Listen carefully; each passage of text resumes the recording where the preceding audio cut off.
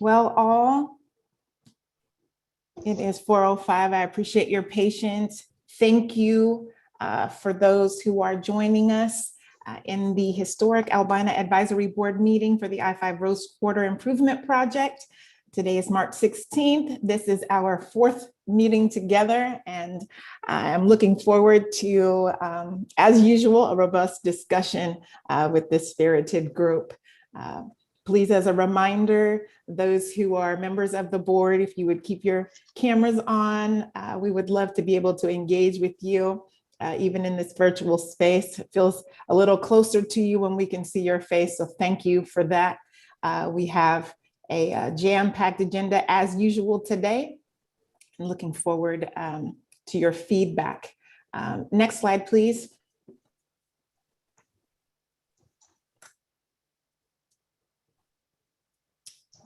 Today, we will be joined by our Urban Mobility Office. Mr. Brendan Finn and Ms. Lucinda Broussard will be giving us an update in regards to kind of the overall plan for the area. We look forward to hearing from them. We'll have an opportunity for some public comment. And then our facilitators and strategic advisors from the Executive Steering Committee, as well as the Community Oversight Advisory Committee, will join us to give a brief committee update. We will then take a moment to have a brief discussion in regards to the charter and hopefully adopt that today. Then we'll have some exciting conversation from the design team to give us an update.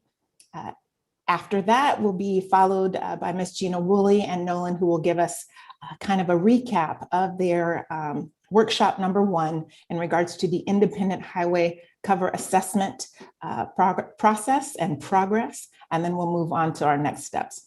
Next slide, please. You all should be pros at this by now. We want you to know that your voice matters. Please speak your truth. We're listening first for understanding, dealing with issues and not people. Often when we're engaged in this kind of work, we're going to experience some discomfort. But in light of that, we'd like for you to remain respectfully engaged. And also, we won't be able to solve everything today. So we're asking you to expect and accept non-closure of the issues as we work to a solution together. Next slide, please. With that, I would love to introduce you to Brendan Finn, who is the director of the Urban Mobility Office, and he is going to share with us some updates. Great, thank you, Ms. Erica, appreciate that. Good afternoon, honorable members of the board. I'm Brendan Finn, as Erica stated, director of the Urban Mobility Office, which has an oversight role of the Rose Quarter Improvement Project.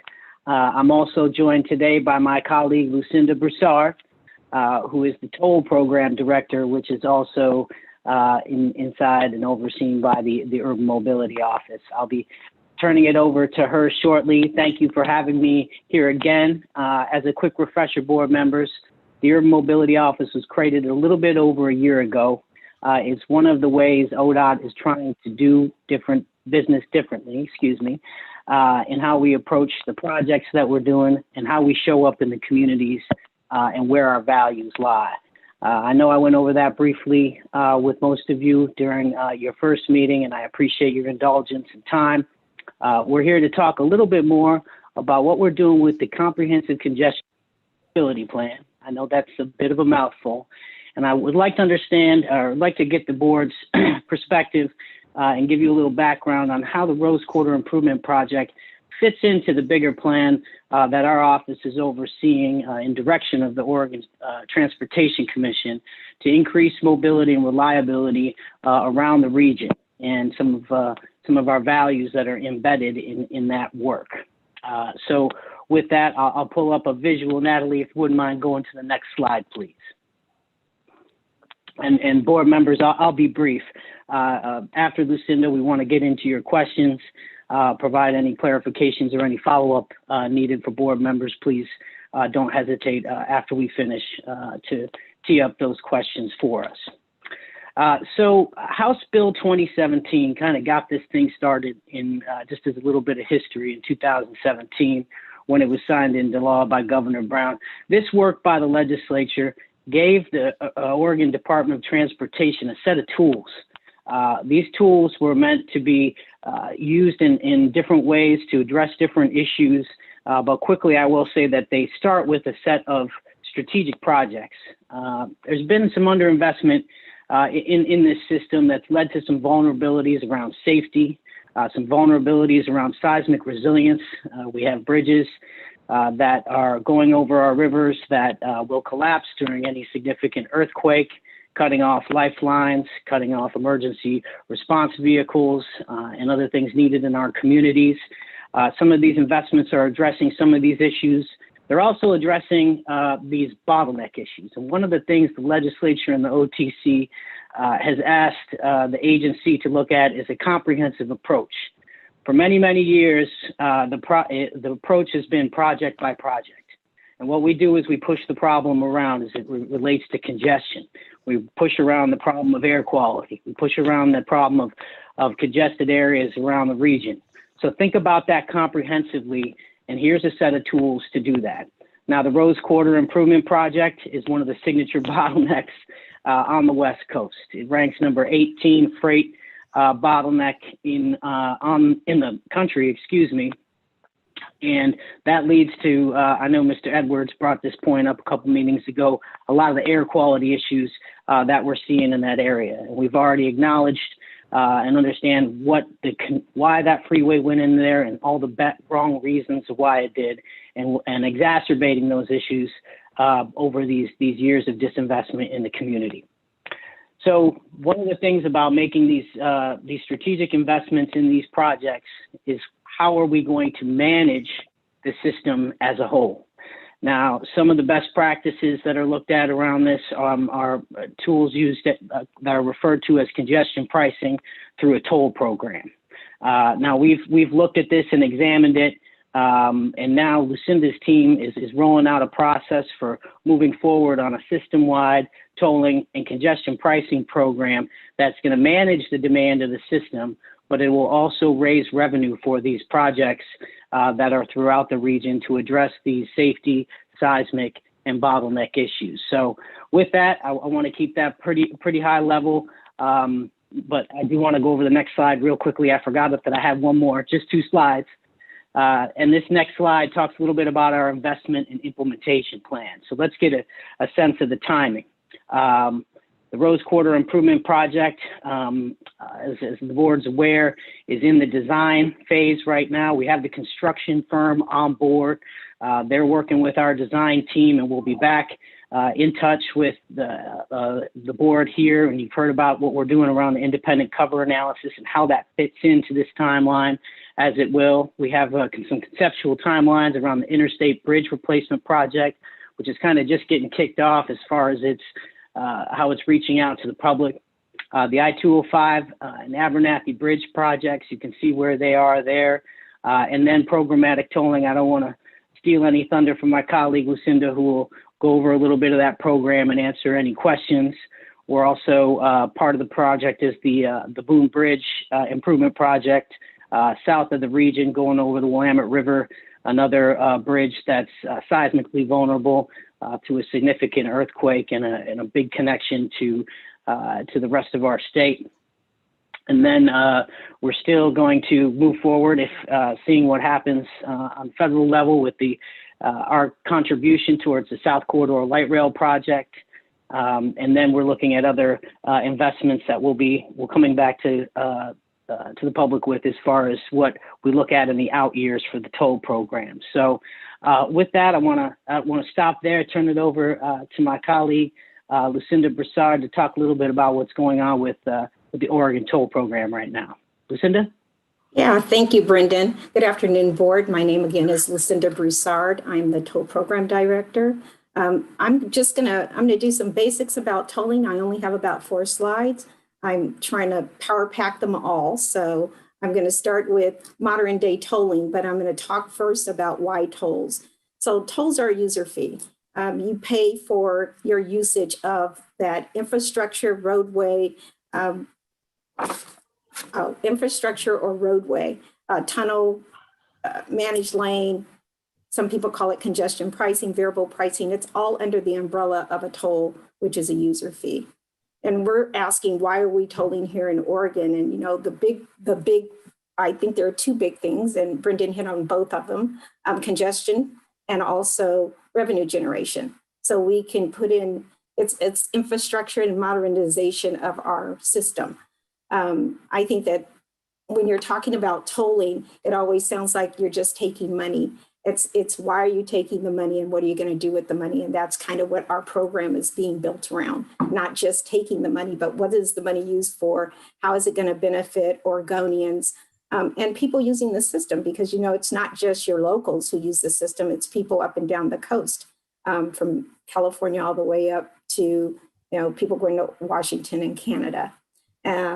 So we're talking about doing modern tolling, which is no stopping. There are no toll booths. There are no places to throw your money. There are no tickets to take and then tickets to deliver, as you might find on the East Coast in some places. This is all go the speed limit, whatever that is, and we'll capture you that way and send you either a bill or take it out of an account that you may have. Next slide, please. The other big, I would say the big question in tolls right now is, can tolls be equitable? We asked this question of our Equity and Mobility Advisory Committee, which we do have, and we're talking about putting equity in the front end of tolls. Most times you see tolls as anecdotal, or the equity part as anecdotal. Communities rise up because they're using the services, but they maybe can't pay, or it's not the right time for the prices to go up and down, and they're having problems, and they come forward, and then we figure out what I always call it Band-Aid to put on the bullet wound.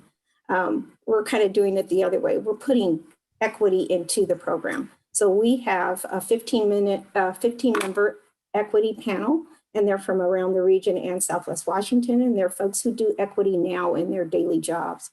What we're asking them is, can tolls be equitable? And if that is, what does that look like? How do we achieve that with them? So one of the things they're looking at is low income. They're also looking at transit and multimodal, health and safety. And so they're looking at it very broadly to bring back recommendations for the Oregon Transportation Committee. So we're not just looking at tolling, we're looking at tolling and equity, and not just fairness, but equity. We're not trying to give exactly the same amount to each. We're trying to be equitable. The next slide, please. I-5, as Brendan was talking about, Rose Quarter sits right there on the I-5, and we're talking about tolling as a system for congestion management, and right through the Rose Quarter. So from north going all the way down to Boone Bridge, and then from the I-205, I-5 juncture all the way up to the Glen Jackson Bridge. And we kind of have 2 projects going now, the I-205 project and this other project, which links it all together. Right now, we're just right at the beginning. of the I-5. It is called a pre-NEPA stage, which is the planning and environmental linkages, a lot of jargon, which means that we're going to have to do a whole lot of communication. It's a lot of community outreach, a lot of questions to be answered regarding termini and what does that look like on the whole system wide. So we'll be starting that in late spring. You'll see us come back out. We'll be doing surveys and a lot of community engagement because it takes a lot of input to set up this plan. So that's happening in the spring, and we're hoping that's about a year worth of work. And then after that, we go into the National Environmental Policy Act, which you'll hear called NEPA many, many times. And we'll have some alternatives. And the alternatives are, where does tolling start and stop, and what does that look like? So during this pre-stage, we'll be setting all of that up. And then during NEPA, it's almost like taking all of your alternatives and coming down to a specific one that you would implement. All that with a lot of engagement from a lot of parties. Next slide, please. As I said, we have two projects. The I-205 is the project that we're working on right now, and we are in that NEPA, National Environmental Policy Act process. We're at the technical analysis, and the I-205 project that I'm specifically talking about is OR 213 to Stafford Road. And that would happen first before the system-wide. So we are already started on that. We've gone out for a comment period earlier that was in the summer. So August through October, we've gotten a lot of comments back. We publish all of those on our website. We're now into the technical analysis, and we'll be drilling down on those alternatives. I think that is my last slide. So thank you very much for your time. I appreciate it. Brendan and Lucinda, thank you so much for your update. I know we didn't have an opportunity to introduce the board as yet. Were there any questions from HAAB members for Brendan or for Lucinda? Yes, I do. Yes, Ms. Sharon? It might be a simple question, not even an answerable question, but Lucinda, you mentioned, or I heard, as I have kind of been packed in ears right now, I heard that you said that for the I-5, talking about tolls, that it might begin or start from north going down. And I guess my question is, how do you identify, or what are contributors to determining a toll, where tolls start? Is it a very busy entrance or exit? Is it based upon some kind of distribution of cars or trucks? I'm just curious how you select where a toll phase starts and where it stops. Thank you for that question. After the House Bill 2017, there was a value pricing feasibility analysis policy group, and they actually identified two projects. It was north going to Multnomah Boulevard, and then the I-205 or 213 to Stafford Road. So those were the two identified. So we're taking from that and going further, which is what they had said at first, was do a comprehensive look at it. You're welcome. See that Mr. Edwards has his hand raised. Thank you very much, and thank you for both those presentations. Brendan, you had mentioned that I had talked about, or we had talked about the environmental impact early on. And is there going to be a more detailed discussion about that? And so we can have that discussion, and because I'm really concerned about that. I did see some information that was shared, and I want to know if that information was done by an independent study or where that information actually came from.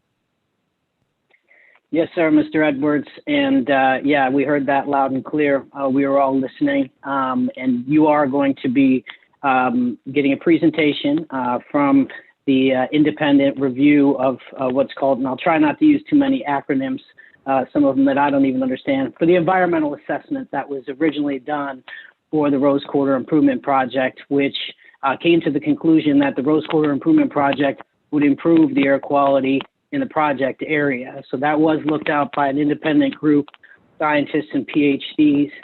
They will be presenting their work to you. We encourage you to ask tough questions, Mr. Edwards, but by all means, yes, we heard that loud and clear. We want that to be vetted and talked about with this group. So I know I'll look at Ms. Erica. I think that's on the agenda for your next meeting. Yes, sir. Thank you for that, Brendan. And just to kind of put in the back of your mind, or maybe perhaps in the front of your mind, that I think we would also like to know what is the credibility of this independent study group that did the study, and also oftentimes and who chose them? Were they chosen by the community, or were they chosen by ODOT? Because if I pay for somebody to do a study, typically they're going to have a study friendly to my concerns. That's absolutely fair, Mr. Edwards. We're going to, the person who chose them and conducted that process is the one who's going to be presenting to you. So I won't try to answer for them. So you can ask them. They'll can give you all those answers. But that's a great question, and I completely agree with you. Yeah, that you would get an answer if you were the one who hired them. So understood. Thank you very much. I see one more hand, Mr. Andrew Clark. Hi, thanks for the presentation. Sharon did a really good job articulating my question, so that one's answered. But just briefly, it says proposed decision 2023. In simple terms, when would I expect to be told as I'm driving down the street? When is this actually in effect? 2025, 2026. Okay. Great. Thank you. Or were there any other questions from Historic Albina Advisory Board members? Eric, I would just say to Board Member Clark that, yeah, we have a lot of work to do. We do have some time and a lot of work to do in between now and then. Cool. But thank you for that question. Excellent. Brendan, Lucinda, thank you so much for taking the time to come. And I'm sure as this group is not shy, if there are other questions, I will make sure to advance them and we will have you come back as necessary. Thank you so much. Thank you. Briefly, Thank before you. we move on. Yes, go ahead, Brendan. Oh, I was just on behalf of the agency, just as well, want to thank the board for your service. I wanted to mention that and just thank you all. So with that, appreciate your time today. Awesome. Thank you so much, Brendan.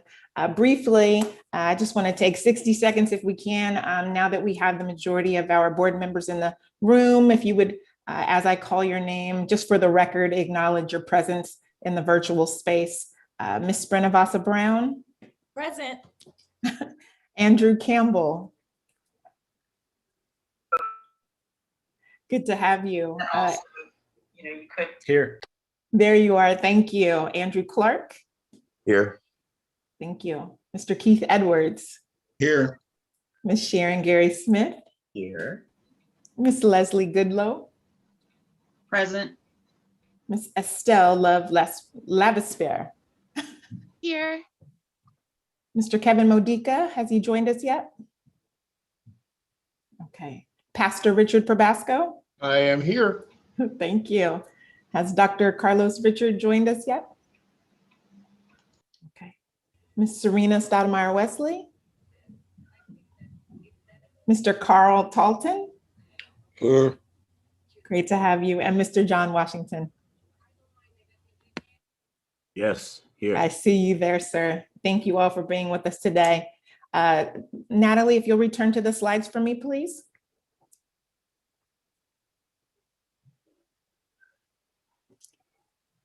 We're about to head into our public comment section. And prior to doing that, I want to highlight the reason we are in this space. The Executive Steering Committee advanced a common set of values that have been adopted by the I-5 Rose Quarter Project. And considering the physical locale of the project and the historic harm that was caused to Black Portlanders when the original freeway was built, all of the values established are anchored in restorative justice. The Historic Albina Advisory Board was formed as an outcome of these values to create a space to elevate the voices of those who have been most impacted, who have been marginalized, specifically the Black historic Albina community. While other community members have communicated their thoughts and concerns, we want you to know we appreciate your thoughts, your ideas, your opinions and perspectives, but in this space, to hold true to our purpose and values, and in light of the limited time we have, we will be elevating the voices of the Black community. Part of my responsibility as the facilitator is to keep us focused on the purpose of these convenings in an effort to move us forward. And when and if it is necessary, it is also my responsibility to give accurate information where inaccurate information is shared, to inform or enlighten perspectives as it relates to this context. Here is some contextualized information that I believe is contrary to the narrative that is being shared. Black consultants with deep ties to historic Albina led the charge of helping to identify these skilled, thoughtful, proven, and invested community leaders who come into this space, and we knew that they would hold this process accountable. As we are addressing this body, I would like for us to keep in mind the combined likely 200, 300 plus years of service and activism that is represented, and challenge us to focus our comments in this space around the purpose of this convening. Other comments are very welcome. All of your voices matter, and you can always be happy to submit. We'll be happy to respond if we receive your comments via email and by phone. With that, we are going into our public comment time. Ms. Natalie, if you'll assist me there.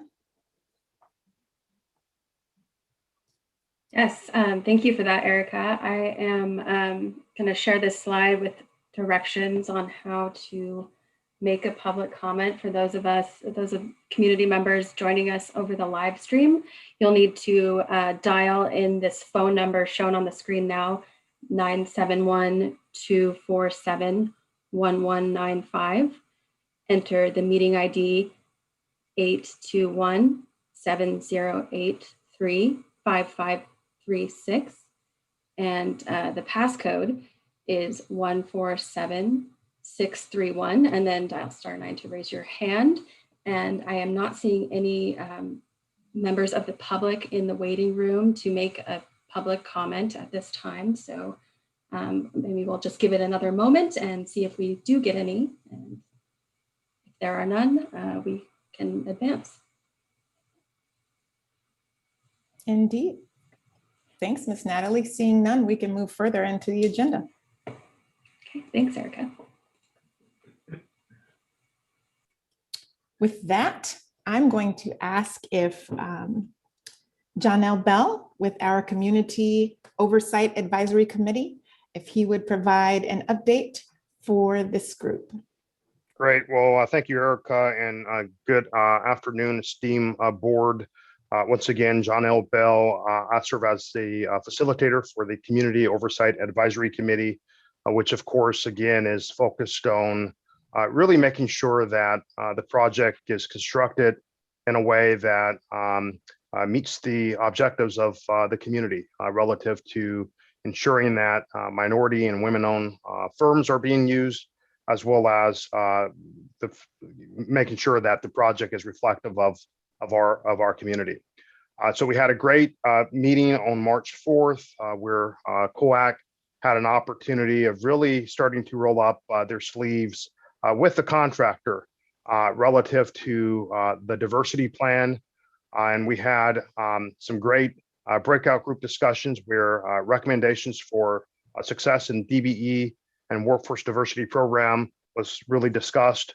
And the COAC provided some really good counsel to the contractor, frankly, with specifics in terms of what they want to see in terms of opportunity for the community. So it was a really good exchange back and forth. We'll have ongoing discussions with the contractor. This was just a part one to really roll up our sleeves relative to their diversity plan. At our next meeting, we'll continue that discussion as well. So that's the update. I would encourage all of you in your obviously spare time to witness one of our meetings. We meet on Thursdays, typically the fourth Thursday of each month. And so we'll make sure that you have that information, and it really is a robust discussion. So with that, Erica, I'll turn it over back to you. Janelle, thank you. Thank you so much for updating us. And I'd like to ask Dr. Stephen Holt if he would join us and give an update for the Executive Steering Committee. Good afternoon, Historic Albina Advisory Board. And Ms. Erica, thank you very much.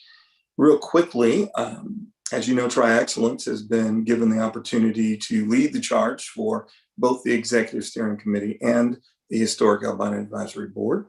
And I am the key for the Executive Steering Committee, which is comprised of several of our agency officials and some of the agency partners in the space. And ultimately, as you recall, the kind of organizational chart will be the ones who take the recommendation from each committee and then move it forward to the OTC, or the Oregon Transportation Commission.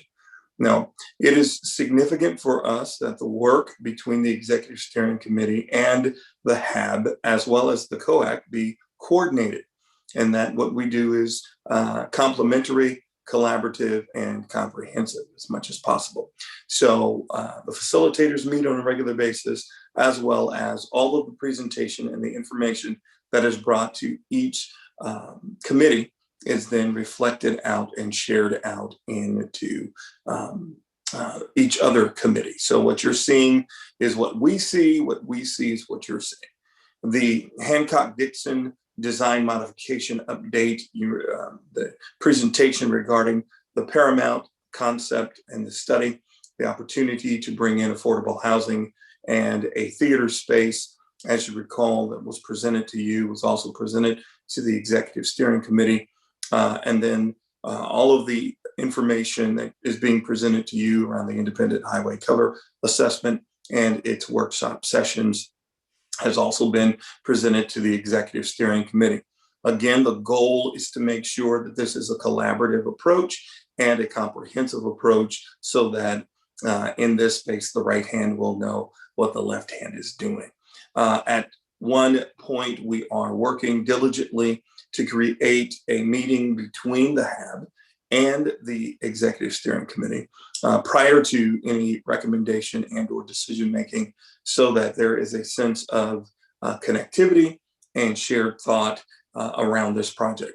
It's our intent and our commitment to do business differently, not only leading with the values and leading with restorative justice, but how the work actually gets done. And so you will be getting more updates around ESC actions and activity on a regular basis. You can anticipate that in each of the HAAB meetings. That being stated, Erica, back to you. Great. I see a hand. I wonder if there are any questions for Janelle or Dr. Holt. I see Leslie, your hand is up. Yes, I had a question about the conversations around contracting, and were those the goals that you're talking about, are those hard costs, soft costs, overall MWESB? Are you focusing primarily on the M and the, where's the focus? And is that being broken out for different like hard costs and soft costs as part of your discussion? Great. And I don't know if we have anyone from ODOT, if Megan's here or not, but I'll take a crack at that. The goal as it stands right now is one part aspirational, one part sort of a hard goal. And the conversations with respect to the CMGC is to have a dialogue with them as to how they can get beyond what the aspirational goal is, what the target goal is. A lot of the conversation has been around making sure that we have firms within the community who can access the opportunities. That's been a big piece. And then secondly, has been around the workforce, making sure that African Americans have opportunity of working on the project, thinking through the workforce pipeline as it relates to our pre-apprenticeship program and our apprenticeship programs, and sort of the articulation through that workforce pipeline has been another part of the discussion. So it's been kind of two parts. The plan isn't finalized yet, and that's been part of the purpose of having COAC sort of weigh in on specific elements of the plan, because frankly, the community is pushing the contractor to do more, to be bolder, to think more creatively and innovatively. And so it's part of that discussion that's happening right now. Janelle, are you able to share the percentage of the aspirational goal? Yeah, instead of me wanting to pull that from thin air, which will not be based on good memory, let me follow up with what that is specifically, and I can make sure that Erica, you receive that and send it out to the whole group here. And another thing that we would offer is if this committee wanted to have a more robust discussion in terms of what that's looking like, we can come prepared and have our technical folks present on that as well. So I'm just real quick. I just want to follow up one more time because I don't know that I necessarily got an answer to my question. As you're discussing the goal, is the goal an overall goal for all costs, or are you breaking out hard costs versus soft costs? And then are you breaking it out to minorities specifically, and then specifically for Black people, their participation, not just we have a 30% goal of MWESB, and then if 29% of it is ESB and there's no Black people, right? You know, and you get to 30%, well, you met your goal, but right. It didn't really help Black people. So that's my question. And as you get the data, answer it. If you can send that back, that would be great. And Absolutely. Janelle, I think that Monica might be able to assist here. Yeah, perfect. If Monica wants to chime in, that'd be great. Yeah, so the goals are set per package. So what we have right now is an 18 to 22% goal range. And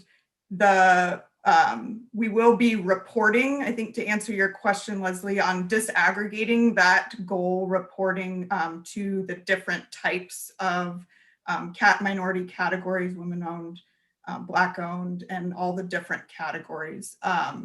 And so that goal range is set with the current contract. And then when we award the different packages, so we're talking about some early work packages and then a main package, that goal will be set as a hard number. And then what Janelle is referencing is an aspirational goal from the COAC to go above and beyond that. And what can we do? What can we do now to prepare the workforce and the contracting community to really go above and beyond and really focus in on businesses in the historic Albina community and really make that percentage higher than the requirement that's in the specs. Does that answer your question, Leslie? Well, or can we provide yes, more information? Yes, and that's really low. 18 to 22% is very low. And so that's concerning to me that all of, the millions of dollars that are going to go into this project, and we're going to say 18% of it potentially is going to go to Black and brown people.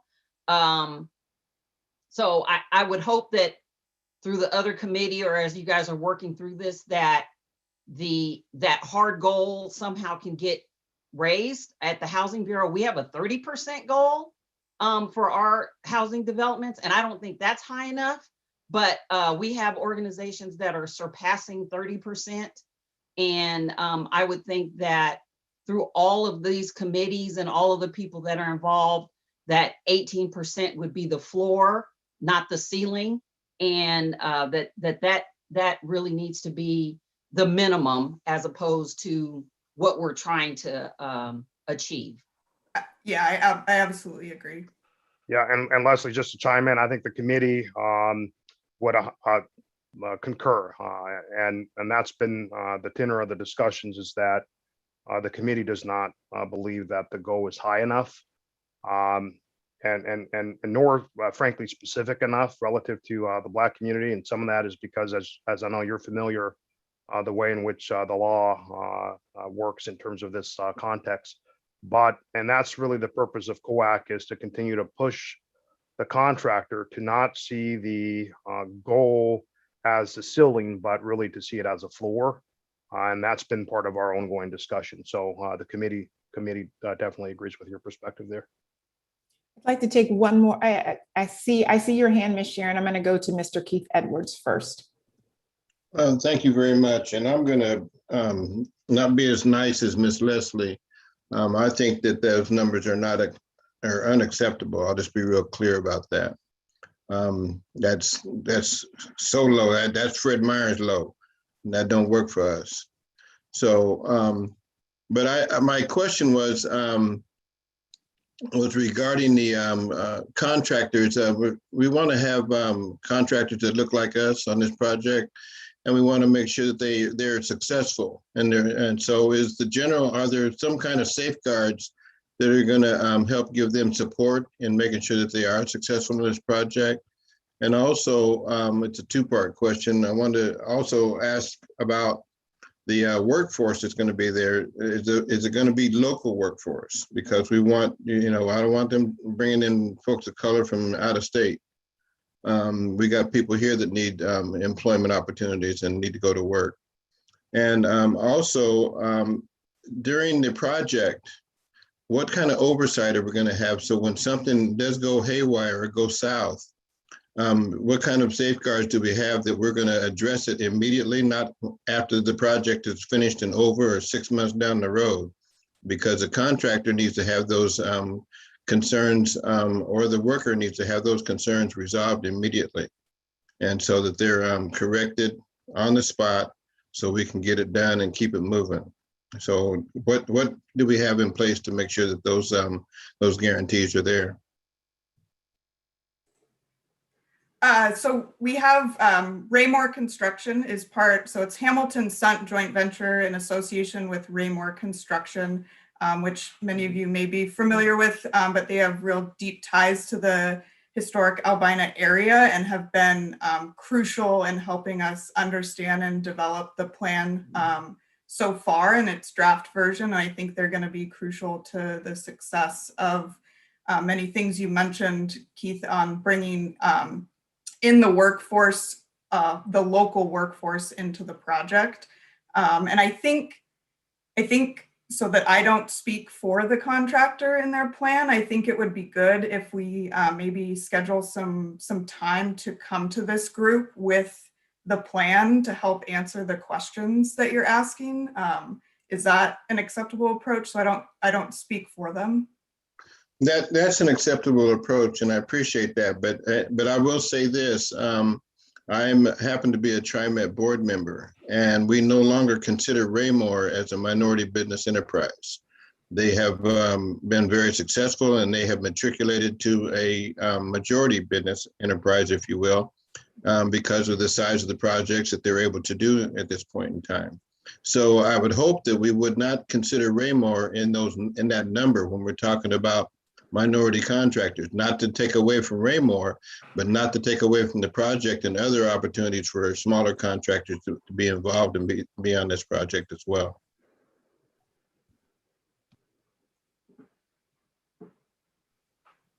Great. Now I saw Ms. Sharon. Did you still want to ask your question, Ms. Sharon?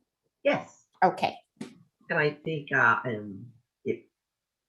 there were two parts. As I was thinking about the contractor, my question was, how do we think about contractors that we get a chance to one or few of us, and then we blow up big, so we're no longer in the circle, but we are pulled in. So it was very well addressed, though, by Keith. My original question, though, to John L., and it's a question of how we enter, when and how we enter. And I like hearing, and then I'm concerned when I hear aspirational as opposed to intentional. And it was really well addressed by Keith Edwards as well, and Leslie raised it originally. But my question is, how do we, given the facts, the responses we've gotten from MWEB programs where the city of Portland has a study, who profited, who benefited, how many firms suddenly became minority because white women were placed in principal positions by their partners, their husbands, and how the numbers tell us how well it's not working for specifically BIPOC and Black people particularly. How do we build in consequences for not adhering? How do we set the bar? Is it too late for us to be in a conversation with the committee about why now is so important as opposed to a year, 2 years up the road? Is it a conversation that is a consequential conversation, or has the horse left the barn? Which I would understand, but how do we stop and be able to actually assert more intention as opposed to aspiration? That's a wonderful question, and I'll ask Monica to speak to the liquidated damages or penalties piece. What I'll say is I think COAC in general, and just for context, COAC is made up of folks who have experience as contractors, folks who are from our trades, and folks from community-based organizations. So really interesting, diverse group. And by and large, I think the committee is not satisfied with the percentage. This is something that's been kind of handed to them. It's gone through the ODOT procurement process, and the percentage is what the percentage is. And so the whole purpose of COAC is to really push the contractor to go beyond that and to frankly do what you indicated. How do we have a project that is reflective? What are those performance measurements? And how are we going to dashboard out whether or not the contractor is actually achieving those performance measurements? To some extent, the role of COAC is to serve in a capacity that perhaps ODOT cannot because of some restrictions. And so they can ask some of the tough questions, and they've been doing that. But I think the only way we're going to achieve the results that you indicate, Sharon, is to make sure that the contractor's fee is being held to account, and that this group, as well as COAC, are asking the difficult questions, and that we're reporting out the results. And if they are not headed in the right direction, to really be transparent about that.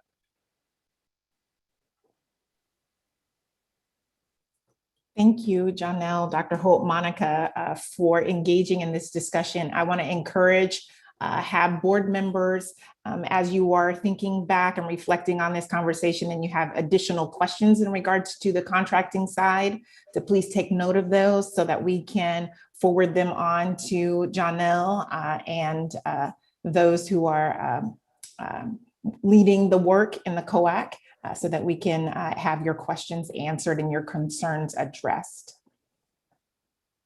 Ms. Erica, just one other thing. The Executive Steering Committee meets every fourth Monday, beginning at 3:30. And so all are more than welcome to come to an ESC meeting. And again, at some point, we will combine these meetings. Thank you. Yes, excellent point. So that's another way for us to have some of those issues addressed and pushed through the executive committee level. Ms. Natalie, can you share the slides for us? Thank you. I know we're a bit behind, but I'm so pleased that we're able to have those discussions in coordination of all of the work around this project. Next slide, please. What we'd like to do at this point, as I've been mentioning to you all, we'd like to adopt the charter. You all have had that in your possession for a bit now. And again, the overview, values, we've gone over that. All of those things are pretty standard and self-explanatory. The membership, you all have had the opportunity to interact with each other now for a few occasions. I think that the change is in regards to the joint subcommittee. And we had several of you respond in regards to your ability to participate there.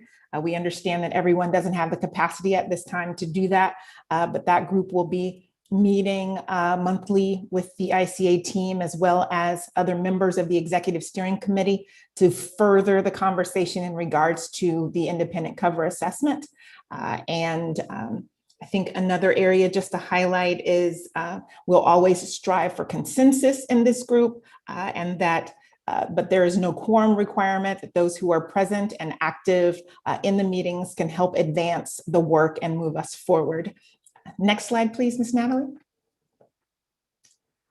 Again, yes, this is just highlighting the joint subcommittee and that we would be looking, you can advance, Natalie, that's fine, thank you. So at this point, I wonder if there would be a member of our board who's interested in making a motion to approve our charter. So move. Second, I know we haven't, thank you, I appreciate that. Mr. Edwards, I see your hand there. Yes, I'd like to have a little discussion on when we talk about purpose, and we're trying to in the support community connections and wealth generation in the Black community. What does that really mean? And is there a plan that supports that? Because typically, I know that at least through my experience, the Black community, wealth comes through acquisition of land, buying a home. And that's the manner, that's how we typically acquire wealth. And I know there's entrepreneurs that go into business and acquire wealth in that manner as well. But the vast majority of our folks, and we are certainly underrepresented in that area, is in the home ownership. So what do we have in place, or is there a plan, or is there thoughts of having some kind of plan to support that, so that our people will be able to buy homes and where our numbers match up or even are better than the because in order to catch up, our numbers have to be better than the majority population. And so that's my concern when we talk about generating wealth, because it's great for me to start a company and I do well, and my family does well in that respect. But at the same time, that's not going to be the majority of us owning businesses. The majority of us are going to be homeowners, I would hope. Sure. And that's how that wealth is going to be generated. So do we have something in place to support that? Well, this would be my thought in regards to our charter for this work in particular, as it relates to this transportation project. I think the heart of the restorative justice value is for the community to voice what it is they need, and for these groups to be able to then take that to the Oregon Transportation Commission and see where this project can align with the community's vision. And so if those are the things that are important to us as we do this work, I think there is opportunity for us to collaborate. Obviously, there's going to need to be partnerships, as generally ODOT is not in the business of doing housing, but there are partnerships, alignments that can be spearheaded by this project that will help us to meet all of those needs within the community. So as it relates to this, I would say there is not a specific housing or home ownership component. On the other hand, I would say this group represents the interests, as you have, of the historic Albina community, and that it is our charge to bring all of those things to light and to develop a plan, a partnership plan for those things to go forward. Thank you. Yeah, I know this is not a housing project. I get that. Yes, sir. But housing will be impacted by this project. Absolutely. So we need to have a say about what that's going to look like. Absolutely. Yes, sir. And I expect that you all will indeed. Again, I know we haven't strictly moved with Robert's Rules of Orders, but it has been moved and seconded in regards to adopting the charter. Just for the record, I would love to, if there's no further discussion, call on each of you individually and ask if you would acknowledge by saying yay, or if you are opposed by nay, I appreciate your input there. Ms. Brenna Brown. Yay. Mr. Andrew Campbell. Yay. Mr. Andrew Clark. Yay. Mr. Keith Edwards. Yay. Ms. Sharon Gary Smith. Yay. Ms. Leslie Goodlow. Yay. Ms. Estelle Love Lavasphere. Yay. Mr. Kevin Modica. He hasn't joined us. Pastor Richard Probasco. Yay. Dr. Carlos Richard. All right. Ms. Serena Stoudemire Wesley. Mr. Carl Talton. Yay.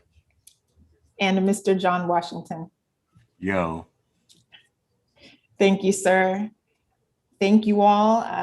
The yays have it, and I appreciate your work. You're taking time to look through that and continue to hold us accountable, Mr. Edwards, as we move the work forward. Ms. Natalie, if you would put the slides up for me, please. At this time, I'm really excited about the responsiveness of ODOT leadership in regards to helping us to kind of get on a level playing field in regards to the project. And we have with us today a member of our design team, Mr. Steve Drahota. He is going to lead us through some of the design updates. And with that, Steve, I appreciate you joining us today. Thank you, Erica. I think you're very gracious by talking about design being exciting. So I think so, and hopefully the presentation helps us to get there. So I want to say good afternoon to the HAAB committee members. But I'm here today to talk about and really give you an update for where is the project today, and especially the baseline project. And I emphasize baseline because this is where the project starts. And there's a whole lot of information. And frankly, the independent cover analysis team is going to present later on after me some really interesting results from their workshops. And all of this is to help provide some foundation for the kind of information and tools and uses that could be embedded into the project. So I'm looking forward to jump right in. I'm going to talk about basically what the project is. And frankly, kind of a little bit of what it isn't as it is today. And we know it's a pretty large project with a lot of different pieces and components. And so we tried to break it down. So I'm going to start with what is this project? What are the extents of it? So we all have this common understanding of really what the job is and what this project entails. And so the project extents is about 1.5 miles long along I-5 between I-405 and I-84. A little bit of an extension to the south beyond I-84 interchange, but on the freeway, that's essentially where it is. Right in the middle, though, is the surface street improvement limits, the core part of the project, the part of the project that frankly is going to result in a livable community. Your input is probably going to be greatest within that middle core section. And so we want to talk about what that could mean, and then hand it over again to the independent cover analysis team to talk about the discussions that are happening and your ultimate influence and recommendation for how the highway cover should be used. And so as we go to the next slide, we've taken that area that was shaded and tried to blow it up and show essentially where it is. And one of the hallmarks of this project is the fact that during the planning process, the planning team really took a scalpel and tried to minimize the amount of impact or extension of a project change into the community in and around the highway cover zone. And so you can see that this extent is the predominant portion of the way in which the improvements expand off of the interstate, the I-5 area. There are some places to the north and to the south that we'll talk about a little bit in future meetings.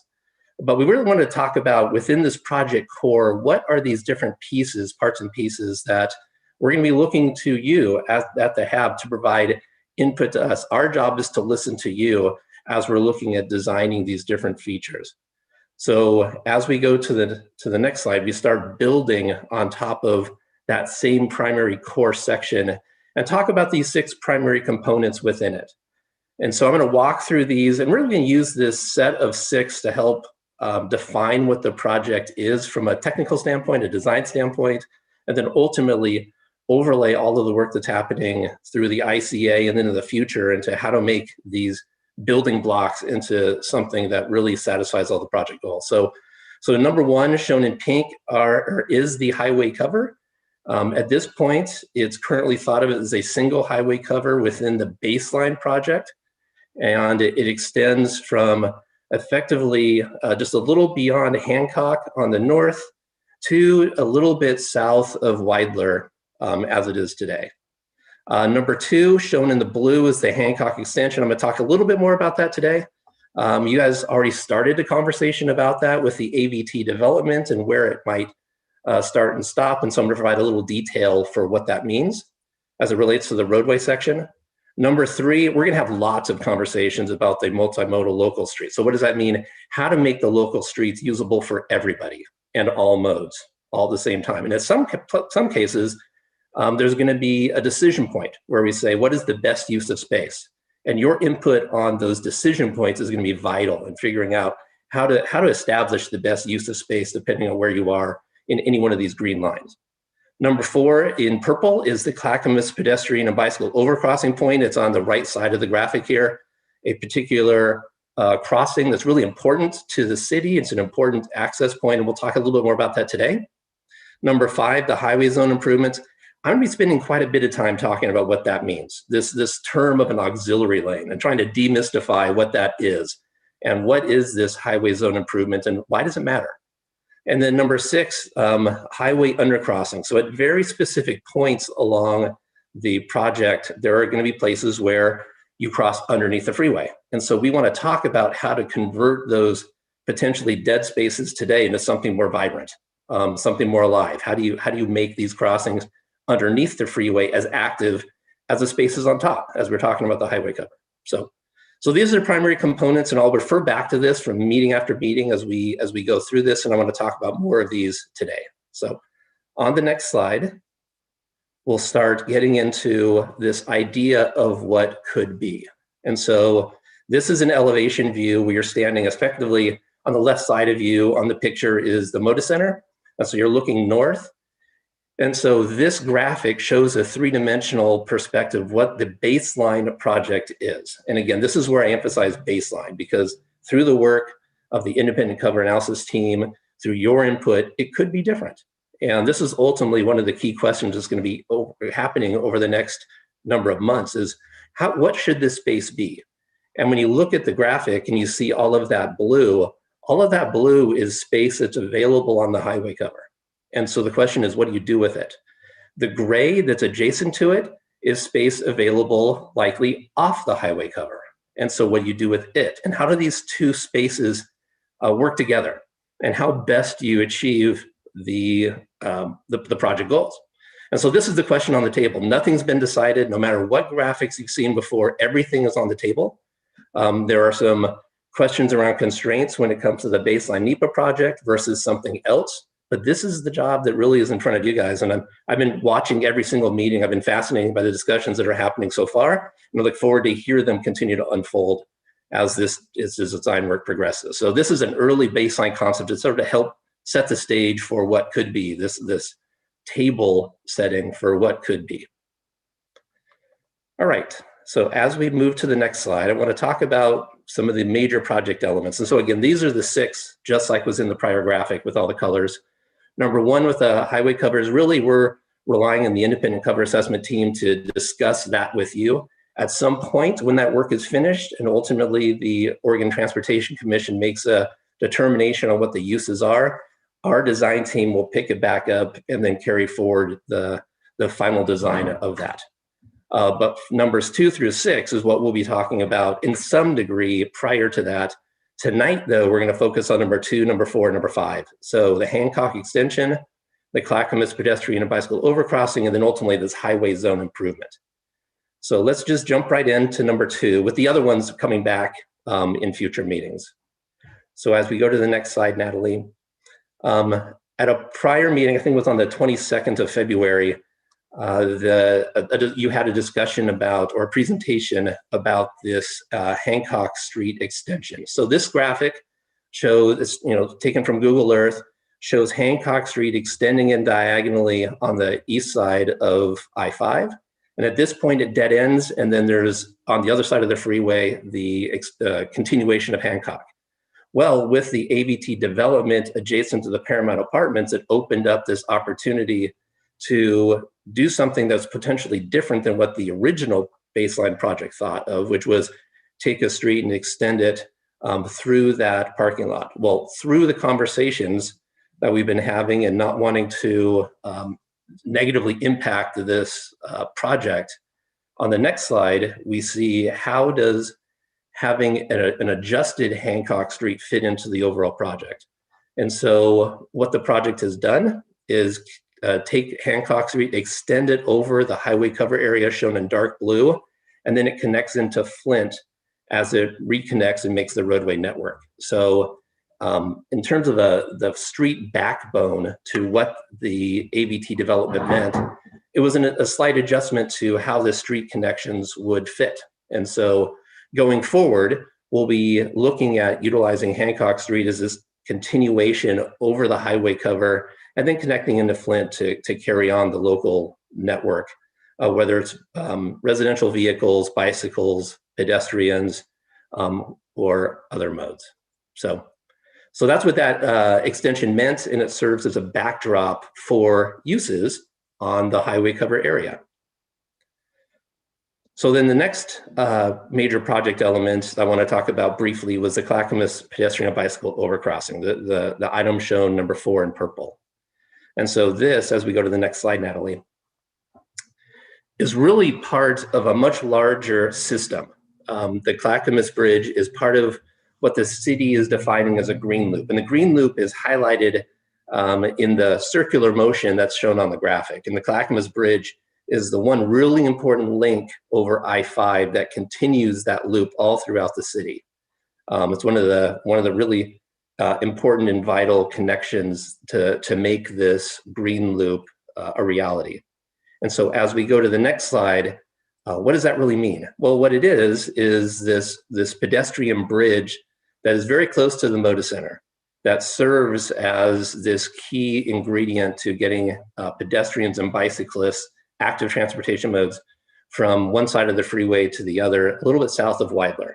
And it comes with some opportunities. It comes with the opportunity to, say, rename the bridge itself, to identify as a marker the entry into a neighborhood that maybe hasn't been identified that way. So there's going to be some opportunities on how best to make this bridge look, feel, and some attributes that go with it. So we'll be talking quite a bit more about this once the conversation about the highway cover unfolds and reaches its culmination in terms of cover uses.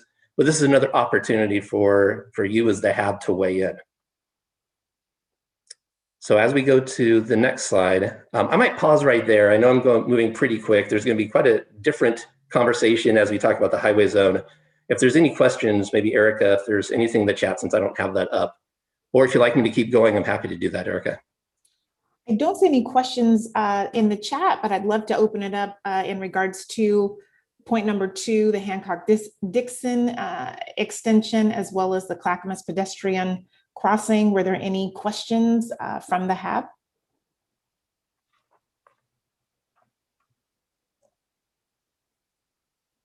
I do see a hand from Mr. Andrew Campbell.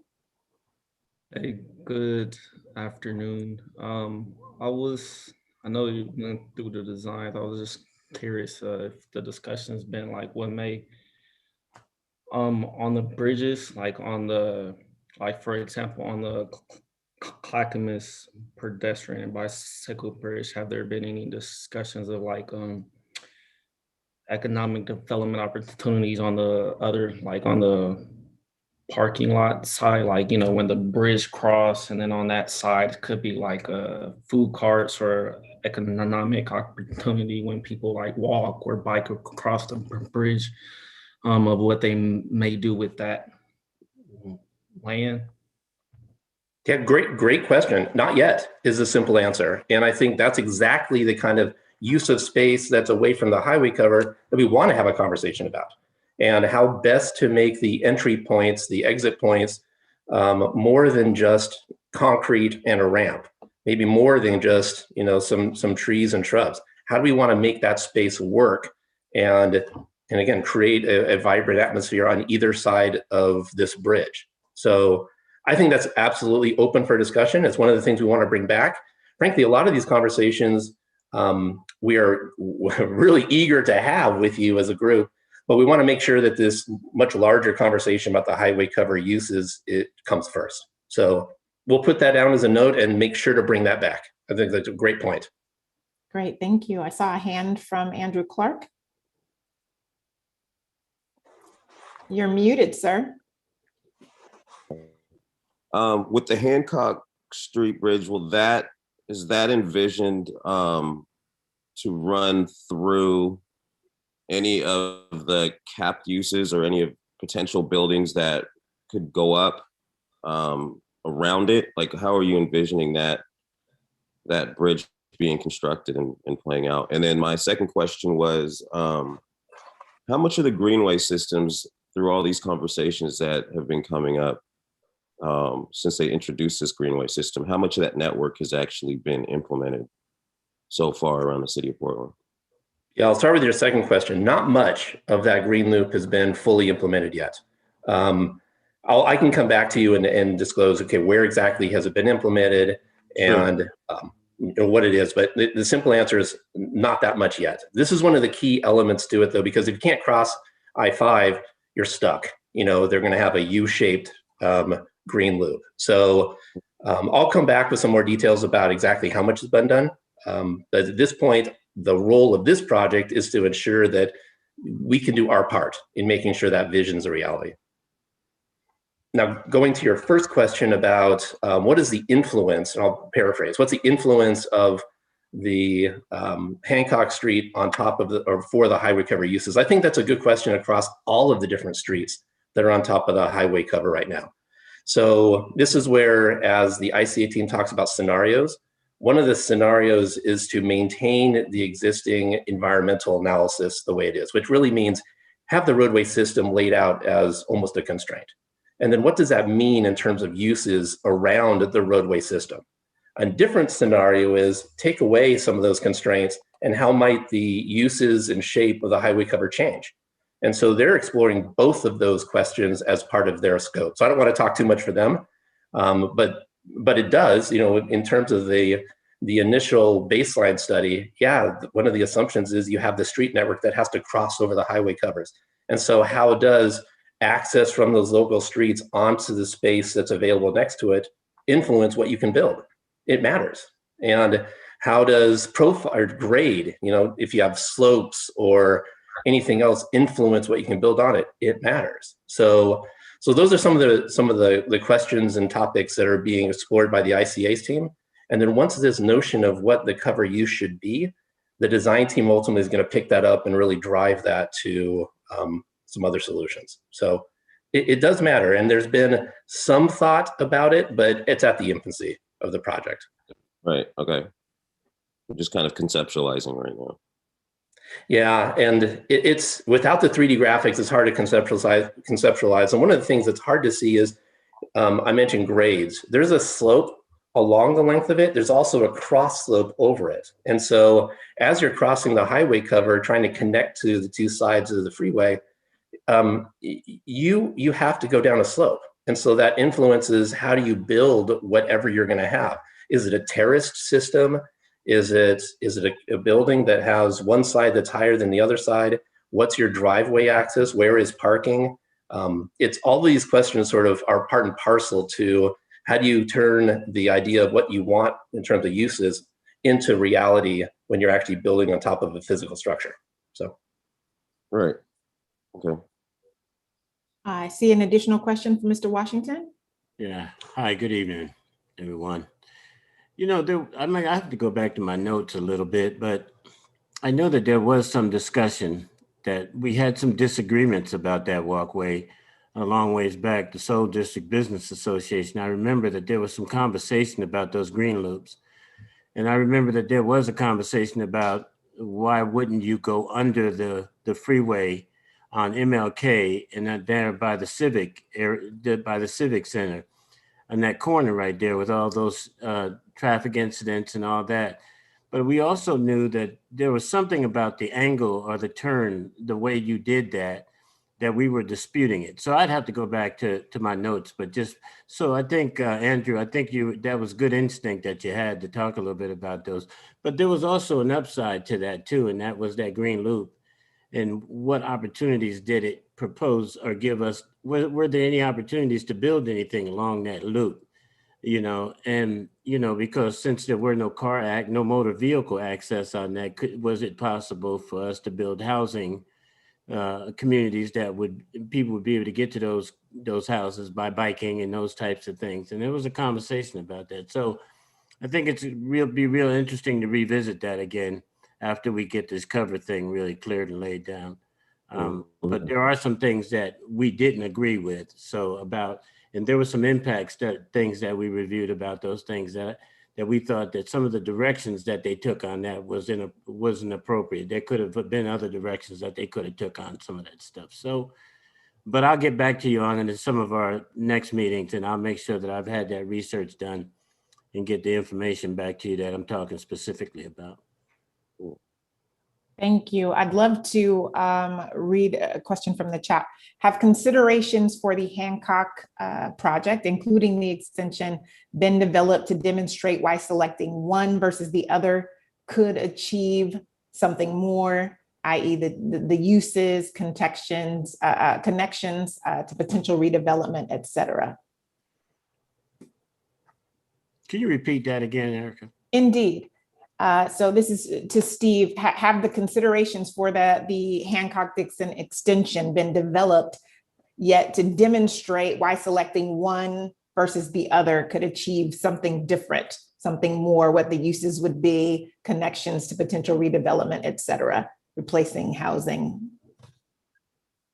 So I'm going to answer this partially, unfortunately, because I don't have all the background for the AVT development and the logic for how they did what they did. I'll start with, there is still ongoing conversations about what an ultimate connection, even extending Hancock, might look like to get down into the lower Albina area. So that's an ongoing discussion that could be a longer term outcome of this process. As it relates to the project's response to the development right next to the Paramount Apartments, in working with the developer and then by extension AVT, the thought was this project didn't want to preclude the development of an affordable housing area. And so this was one way in which the project responded to that desire, and without compromising a future long-term route that can be achieved later on. So unfortunately, I don't have all the background for why did they choose what they did. And I think maybe we could ask them to come back to provide that answer. And I'm hoping I'm answering the question. I'm not so sure that I totally am. And if I'm not, I apologize, and we can come back to this. I see Ms. Sharon nodding her head. So I believe she's satisfied, and we can definitely, as Steve mentioned, as they're having conversations with the development there, bring you all back more information to clarify. Steve, I think we're okay to move forward. Okay. Great questions. All right, so hopefully this provides an answer to a question, or at least a topic that we've been hearing at some of the prior meetings. So the highway zone itself, and so very esoteric sort of terms for a pretty simple question. So as we go to the next slide, the question is really around auxiliary lanes. What are the I-5 auxiliary lanes, and why are they even needed in the first place? This whole notion of what this freeway improvement is, the highway improvement is. So first thing first, this is a build slide. So we're going to start with what is I-5 and what's the project limits are. So I talked earlier about extending the project from I-405 You can kind of see the 5. Looks like 40, but that's I-405 to the north. And then this I-5 stretch that extends to about I-84. And so one of the facts that goes with this project is that 84% of the evening rush hour vehicles that get onto I-5 from the northern portion of the project, either Greeley Avenue or I-405, get off at one of the adjacent exits.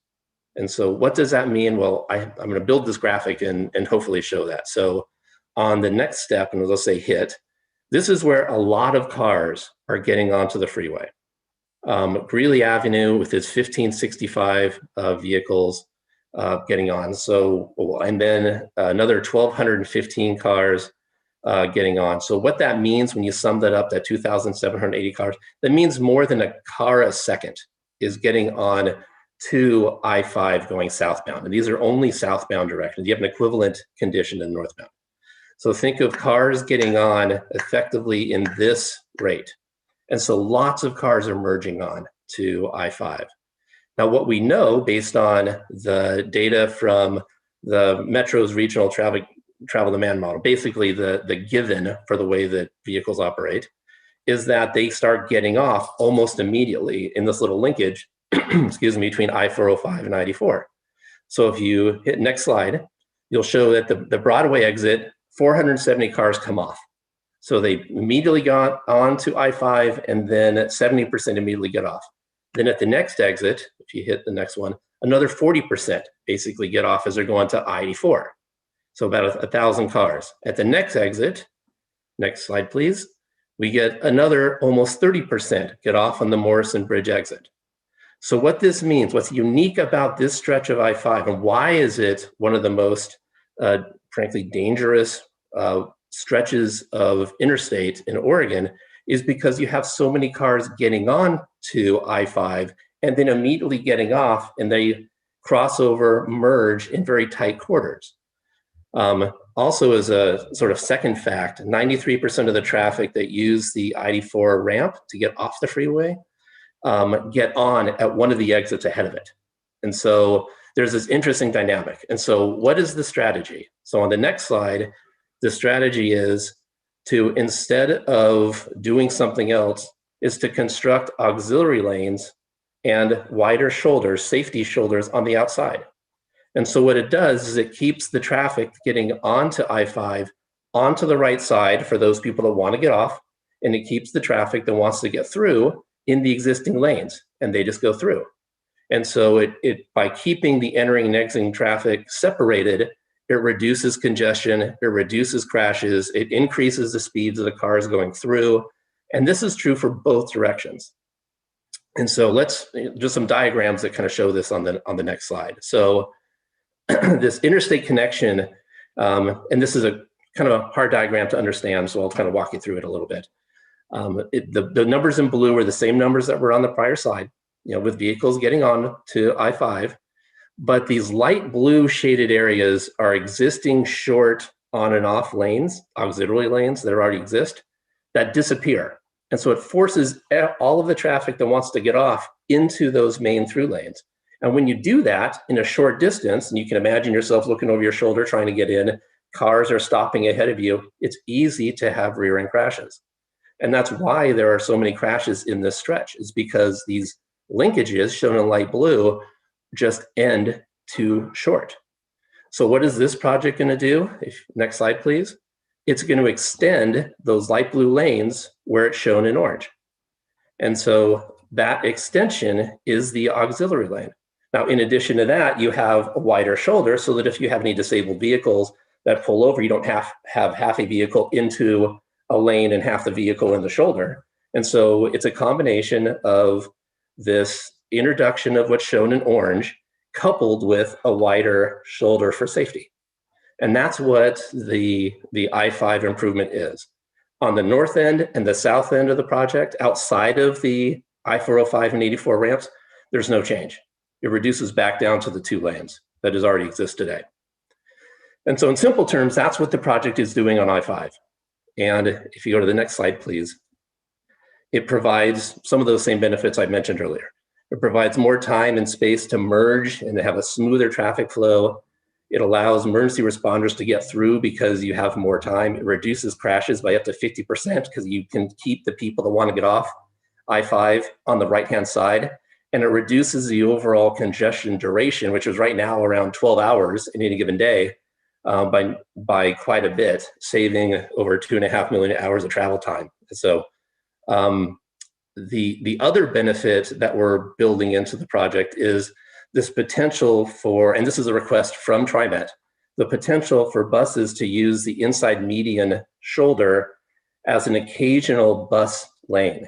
And so what that means is on the inside of the freeway, having a 12-foot safety shoulder also means that there will be some times, if TriMet implements this, to have buses stay on the inside and avoid some of the traffic to help the through movement of transit.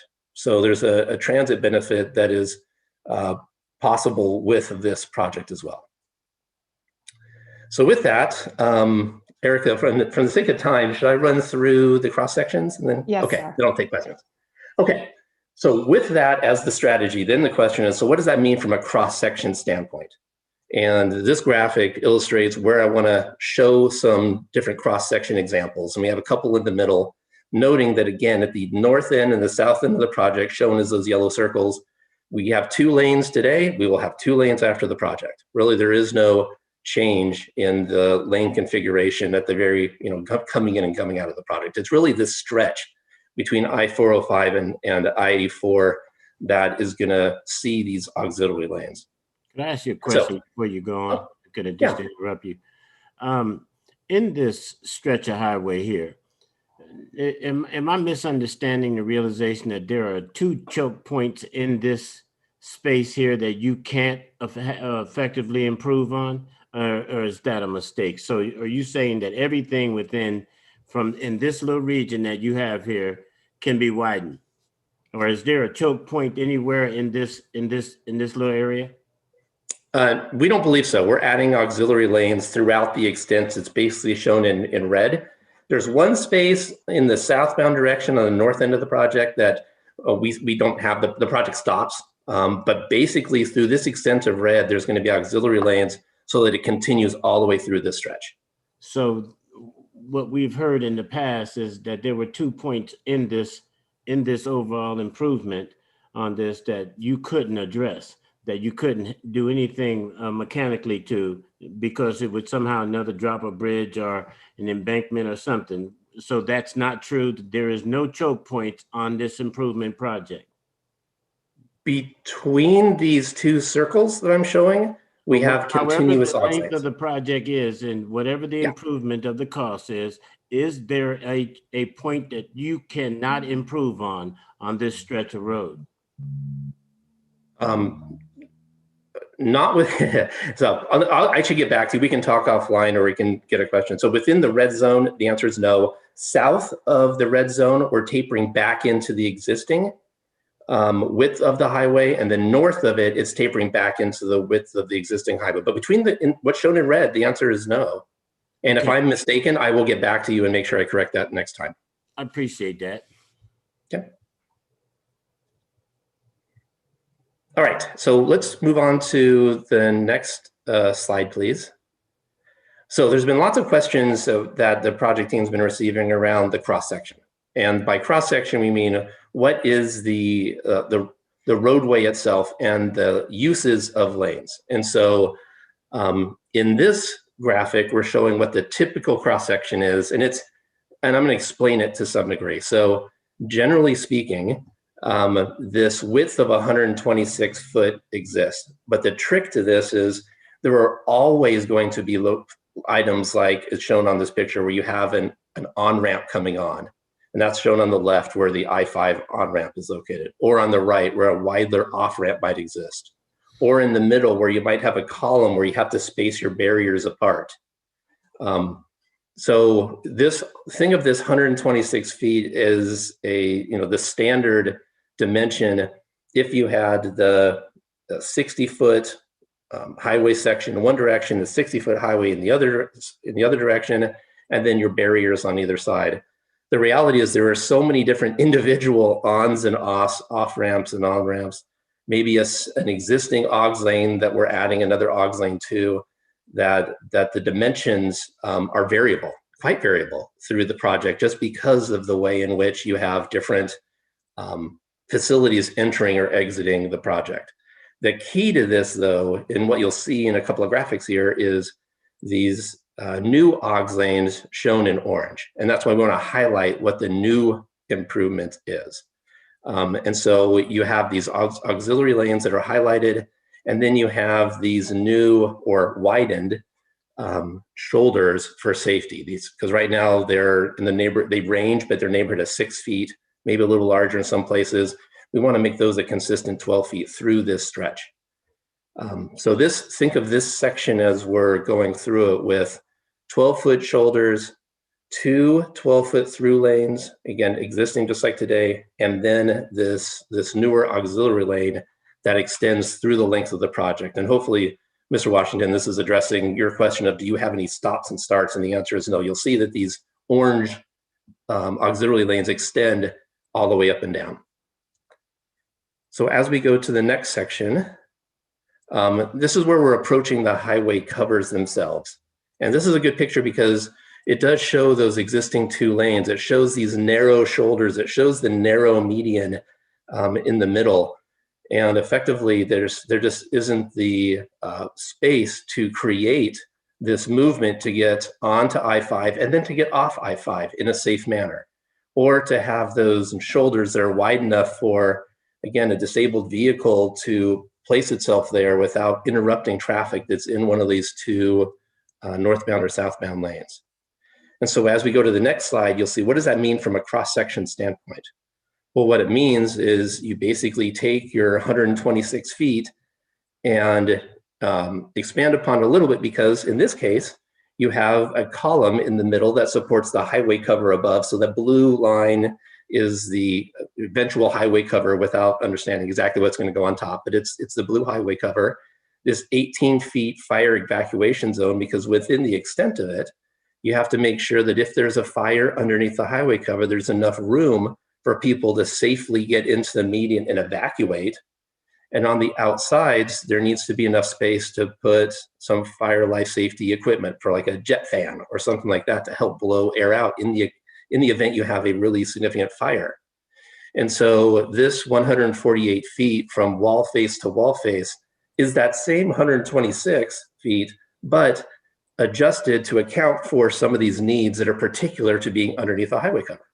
And so this cross section represents what that is. And it also shows, again, where is it in relation to Weidler and a retaining wall to get their wall treatments and landscaping, the relocated on-ramp. But this, again, shows what is the basic change to I-5. It's the addition of that 12-foot auxiliary lane so that cars can stay in those lanes to avoid having to merge in, and that additional safety shoulder, plus whatever is needed to make sure you have safe zone for your column support and evacuation.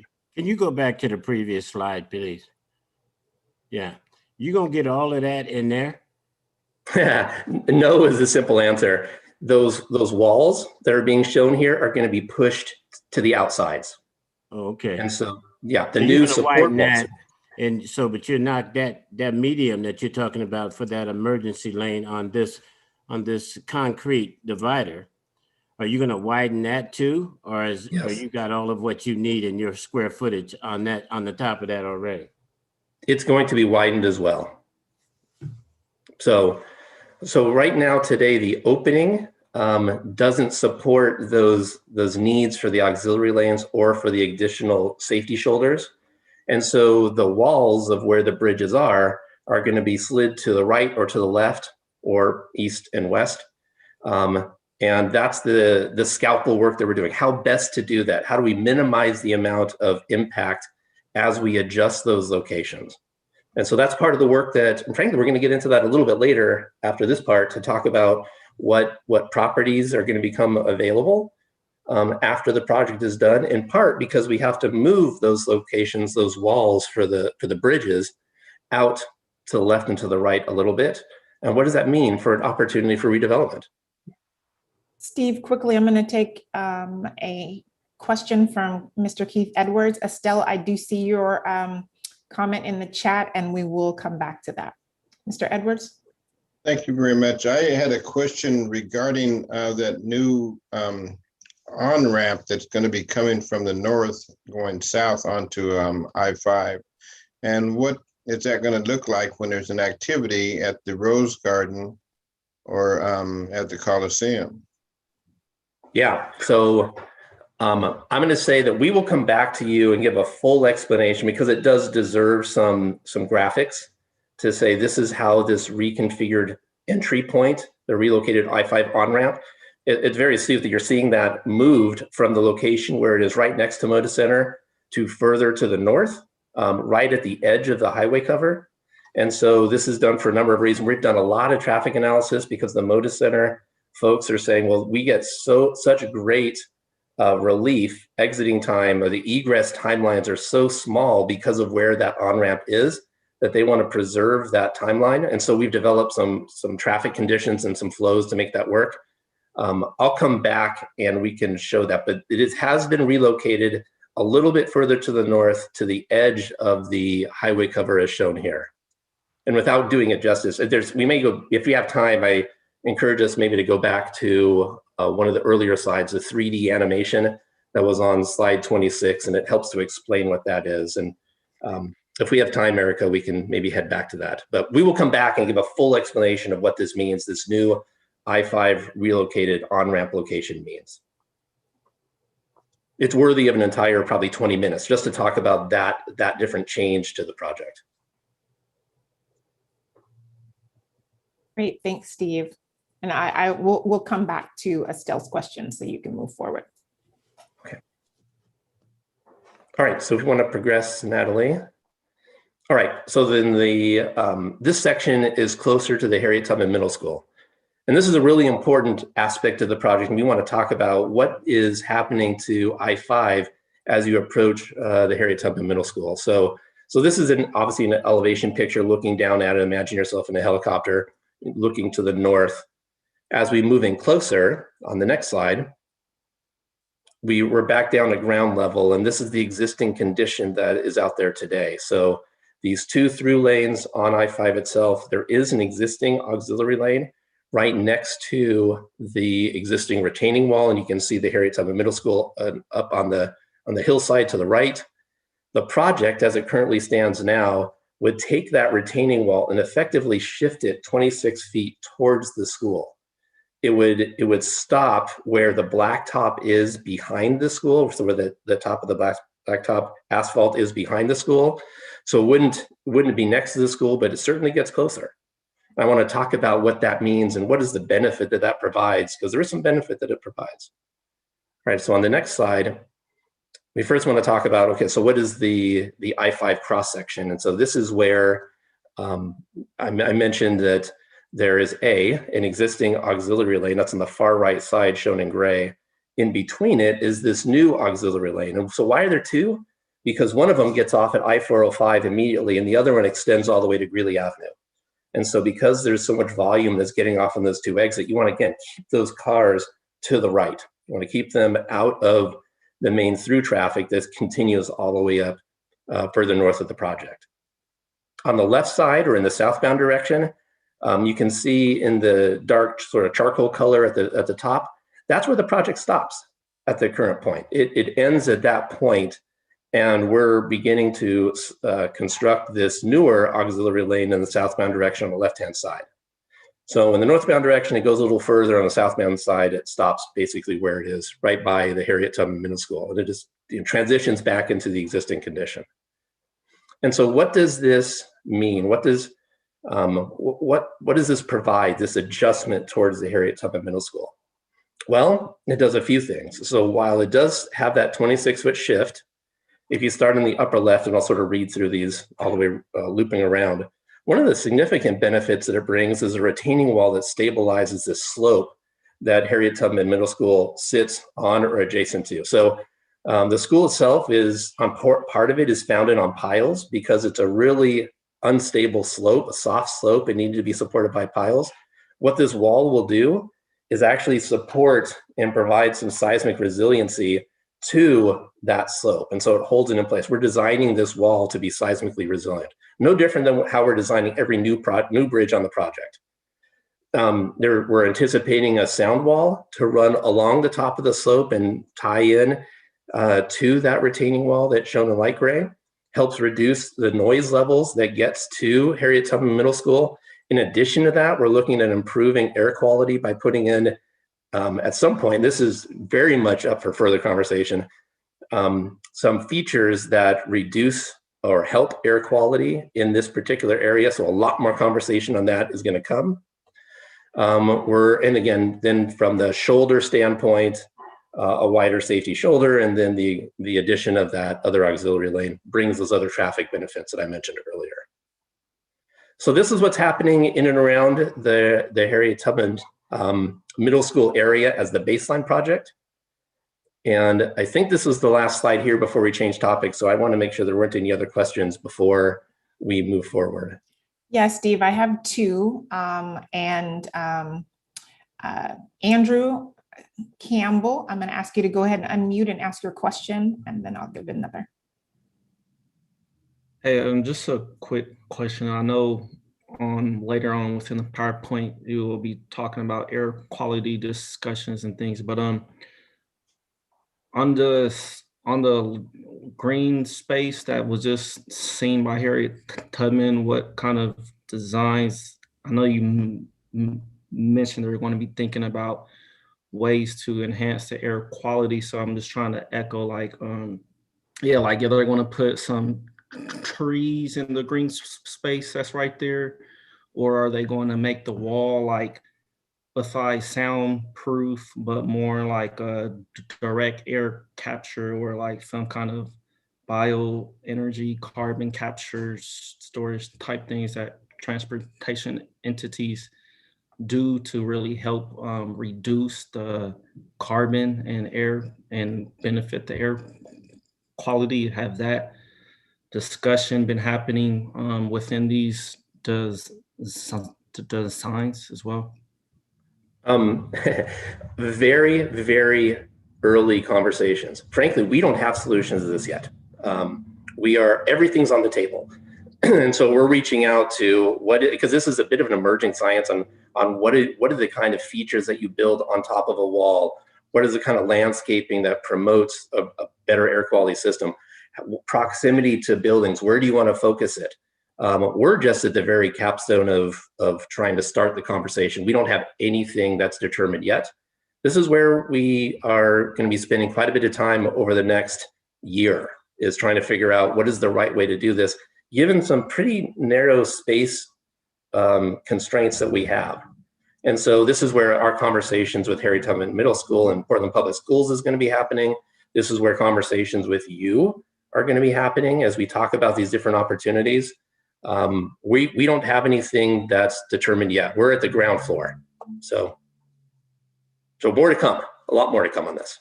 Okay, appreciate that. Because I'm just trying, hopefully Portland and ODOT is just trying to be very more futuristic and initiative of using technology to our advantage of capturing carbon within the area.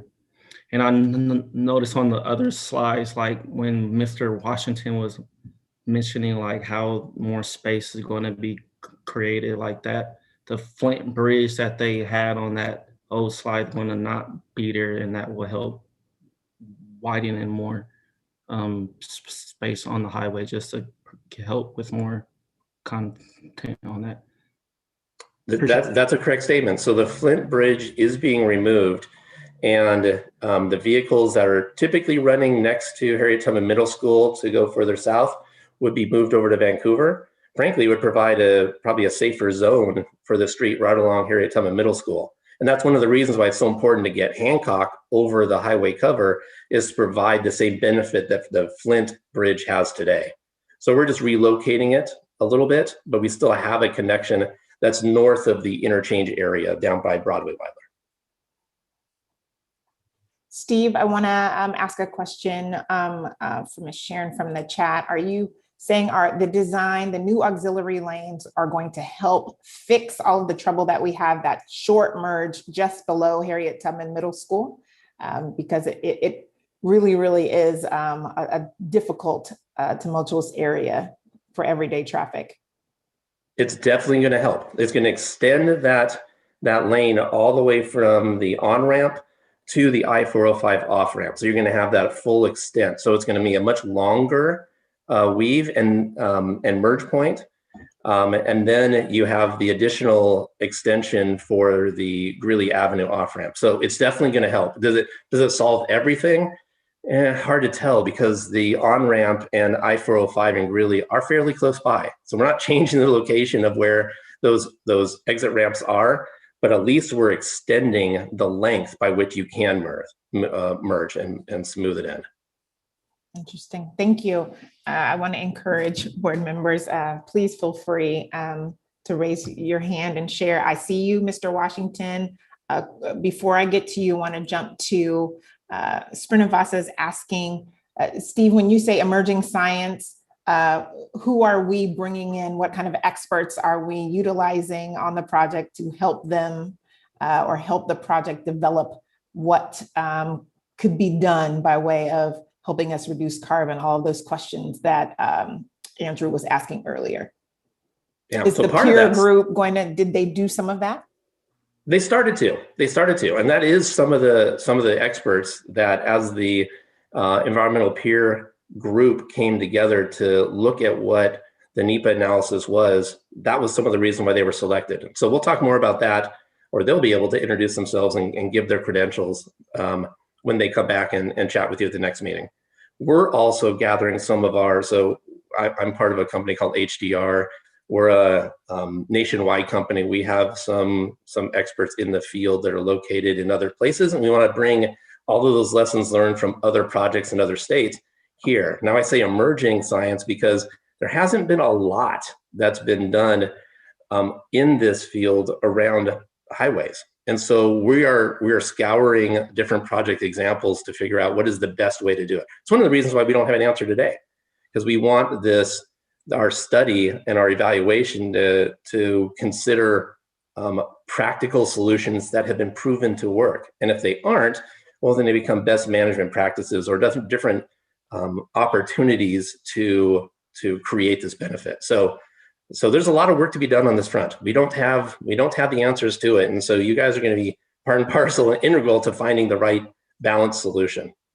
I want to take Mr. Washington's question, and Estelle, I want you to know that I do see your question. I think it's important, and I want to discuss it in just a moment. So Mr. Washington?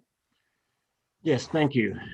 So I'm curious, this is probably just a fact-finding little thing for me. When you said one of the benefits is the sound wall, reduce noise, you know, I was curious because I used to own a piece of property along the freeway, and it was had high altitude south on 5. And, you know, I thought because it was a real high hill, the higher the hill, I wouldn't hear any noise. But that's not the truth. It got real noisy up on top of that hill from the freeway down below. So, you know, I'm just curious is how do you propose a sound wall that goes up and the freeway is real close to the school and sound rises? How do you propose, I'm not sure how this wall is supposed to work, you know, to minimize noise, reduce noise in the school. I'm just curious as to how that would work. Well, I think you're saying it exactly right. So there's a standard methodology that is used by the federal government that we're bound to use because they want to protect both the property owners and provide effectively a solution that's been proven to work. But it takes different locations in a property, whether it's on the ground or maybe somewhere else, and then assesses the noise level based on actual noise calculations, whether there's no wall, as it is today, or whether you put a wall up and you're standing behind it. So does it reduce the decibel level at every point along the height of a building? Well, the answer is no, but it takes a particular point along the building and uses that as an average. And so we can come back and talk about that methodology and the approach that's used. At the end of the day, really Portland Public School has the right to say, no, thank you. We don't prefer to have a sound wall. It's going to be their call on whether a sound wall will actually be built or not.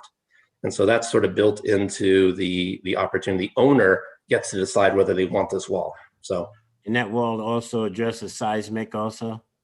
That wall is designed to resist seismic. So there's two walls. There's a light gray wall that the leader line is pointing to. That one is fully designed for seismic. The sound wall itself will resist basically itself from any sort of seismic. So bottom line is, at the end of the day, they're both resistant to seismic demands.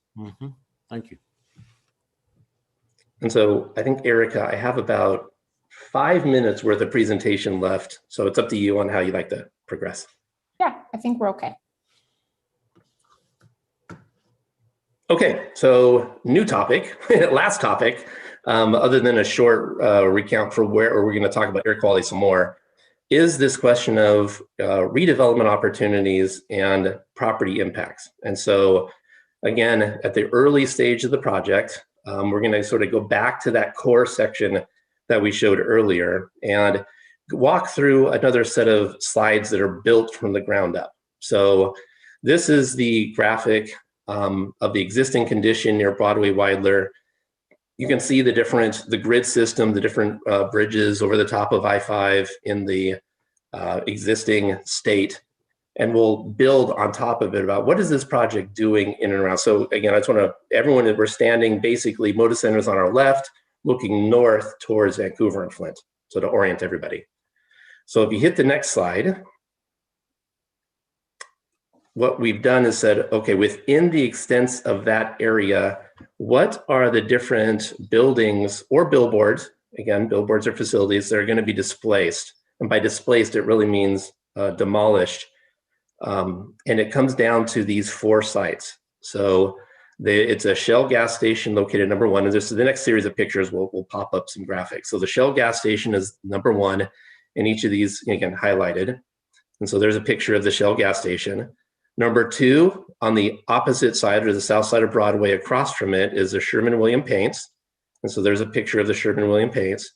Number 3 is the backside of Sherman-Williams Paints, or the Sierra Pacific Mortgage Cell PDX building. And then number 4 are these series of billboards that are pictured in these different graphics. So of the project, and this is where I said the project team during the planning stage used a scalpel, they really were able to minimize the amount of impacts across the larger extent of the project to these 4 different buildings and properties. I think the question was asked, are you really going to fit everything that you're building in terms of the highway, the roadway section below the highway cover in? The answer is no. And so what that means is, as you expand out, some of these buildings, because of where they're located, have to be acquired, this property acquired.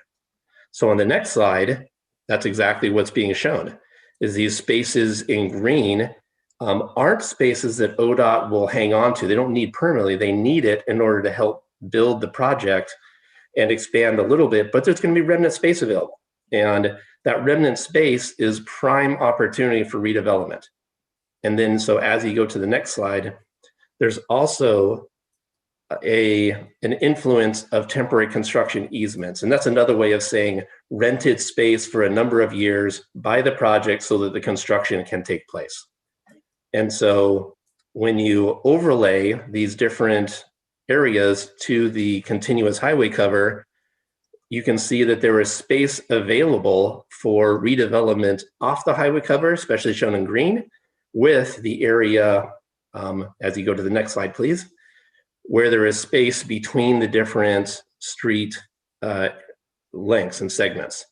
And so this is where, as the baseline project, that's what's accounted for. Is how do you use this space shown in green and purple and possibly blue to convert into some redevelopment space? And so that's as we're continuing to look forward, those are the kind of questions of how best to use the space available. Mr. Washington, I'm going to ask you to hold your comment quickly. I wasn't going to say. Steve, I'm going to allow you to, I want to make sure, just in the observance of time, we're able to get to the ICA team. What I'd like to do is ask HAAB members, if you would please take note of your questions in regards to this. I think this is going to be a deep dive for this group in regards to potential areas for development, et cetera.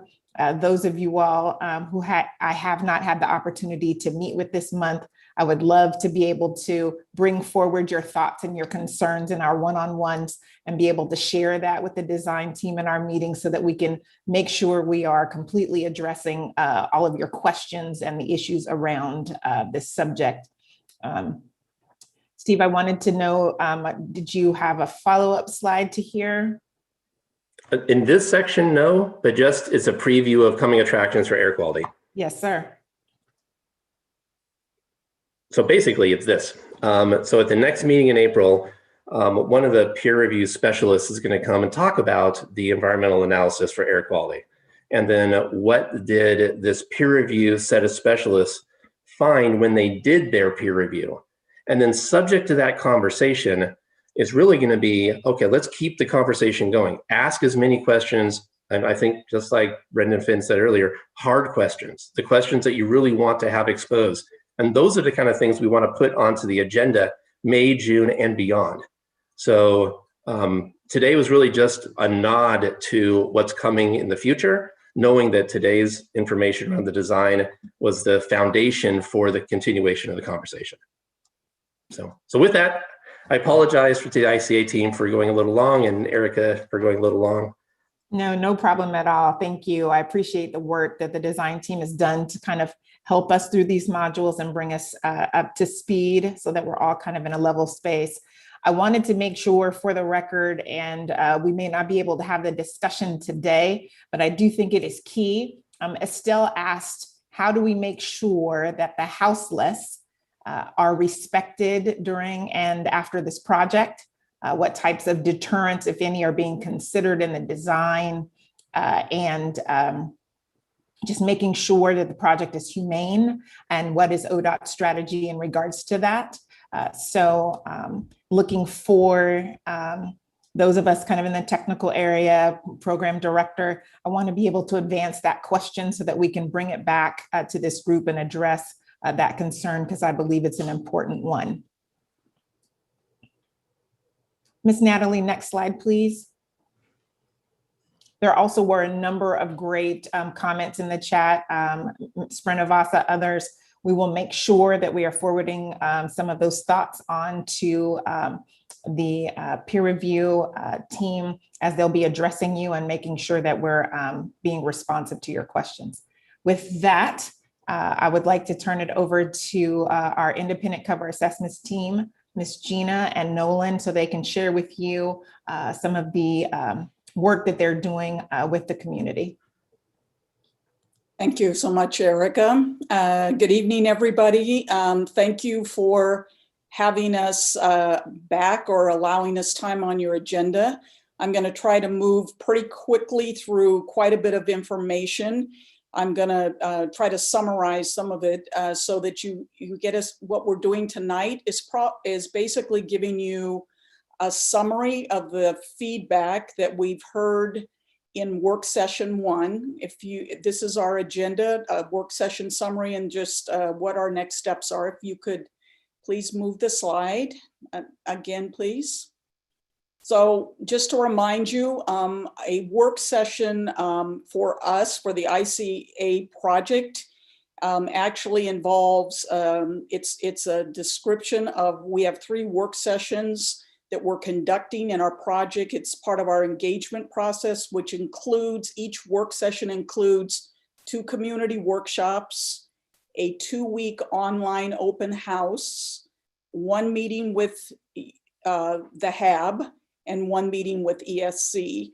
Our first work session was primarily a listening and gathering information about what the community's priorities were, for what their vision was in terms of what could be supported, how we could support the community's vision on the highway covers for neighborhood revitalization and restorative justice for the historic, the Black historic Albina community. Next, please.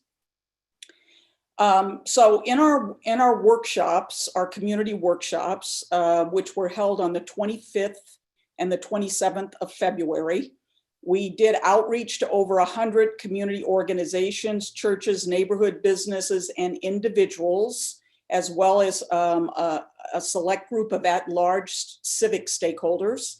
We ultimately ended up with 48 participants in our workshops, of which 41 were Black historic community members, business owners, and/or residents. Next slide. And of those 48, eight of them were local business owners, 6 of which were Black historic community members. 30 Black historic community members were recommended by community organizations, churches, and individuals. We had 6 members that were recommended by affordable housing providers, 5 of which were Black historic members and 1 was BIPOC. And then we had 3 at-large civic organizations that were involved and participated in the workshop. And this is just a summary here of the groups that we worked with. So in what I want to do quickly is I'm going to go through priorities. If you recall, we organized our content for the workshop under community wealth, community health, and community cohesion. And I have in the next several slides listed all of the major ideas that came out of the workshops from the community participants, but I'm going to summarize the ones that probably the top 10. So basically the idea to create community wealth of creating a Black CDC along with a land trust that holds the land in trust and can develop it for long-term community benefit and sustain affordability. The notion of creating a Black enterprise zone in the neighborhood that would provide incentives and benefits to Black businesses in the area. Affordable and ownership business spaces of all types and sizes. I'm going to skip around. You have all of these in this, but I'm going to skip around and try to highlight the top ones. So affordable and ownership business spaces of all types and sizes for Black businesses with support services and access to capital. And then the Black Food Sovereignty Center and Market that would provide job training, fresh produce for local businesses and residents, and a enterprise for supplying large local operators such as hospitals and hotels and so forth. Next slide, please. Also, permanently affordable rental and ownership housing that is mixed use, multi-generational, built to high sustainability standards with childcare nearby, including different types of living spaces such as live workspaces for artists and makers, and job training and development, a job training and development center for vocational, technical, STEM, and clean energy jobs. Next slide, please. Under community health, the major key concepts were a large accessible community gathering space for multi-generational festivals, celebrations, events, which included space for active recreation, and a cultural wellness and health and wellness center that would be programmed, that would include programming for mental, physical, and spiritual health, and would provide recreational and health classes, spaces, access to healthy food, and pop-up wellness clinics.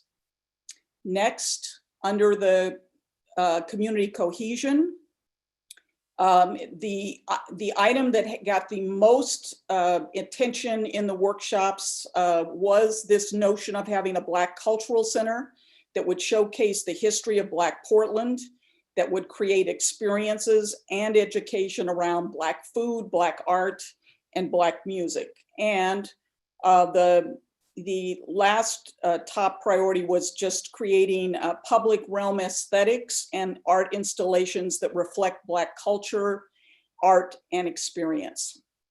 So those are the priorities. I wanted to share with you, these are the comments that we recorded from your feedback in the work session.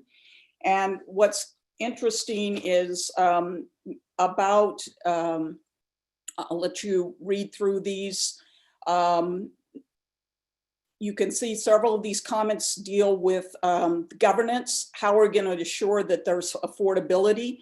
Those comments really, the notion of having some kind of entity that controls the land and the development of the land really would address some of those concerns. Next, the notion of having affordable and ownership business spaces addresses some of the issues around, and then having support services for those addresses some of the feedback that we got about having business development strategies for the area. The notion about better development pipeline for diverse construction workforce really fits into the job training center for vocational, technical, STEM, and clean energy jobs. A couple of these relate to the role of real estate. If there was a CDC and or a land trust, there could be educational training and classes offered around the issue of building wealth. And then this notion of that Kevin Modica brought up about safety and spaces, that would also be covered in the governance for any kind of open space or community space that was created. Next. The idea of the university and technical training is included in the job training. The idea of in priority of a job training center for technical and vocational training. And then this notion about home plots of land and storefronts would also be part of that governance structure that would be decided by the land trust. And as would the redistribution of, the opportunities to build wealth. And then next. So just to go back, the comments that we got from you about some of those comments that we recorded were actually more telling us what your concerns were about how all of this gets implemented, which we will be addressing those kind of concerns in our governance discussion that accompanies our development scenarios. But about 11 of your comments actually fit into the top priorities. 11 of the 15 comments that we recorded, key comments, actually fit into one of the priority elements that we have captured, which will be our targets for our development scenarios. All right, then we're simply sharing similar feedback that we got from ESC, which again had several comments about how that we're more governance oriented. How does the land use and development, how do we leverage the covers to provide the land use and the government the community wants? And then providing investment in increased education and living wage jobs, and making sure that BIPOC developers can invest in this restored community. And then so we have jobs again, access to jobs. I don't want to read all of these because we don't have time, but the development that needs to be managed by a nonprofit, this goes to the governance question. The issue of public agencies needing to be part of the development solution, which will go to the governance and financing strategies that accompany the development scenarios. And then there was a comment from ESC about our decision tool and how to make sure that these measurements are factored into the decision tool.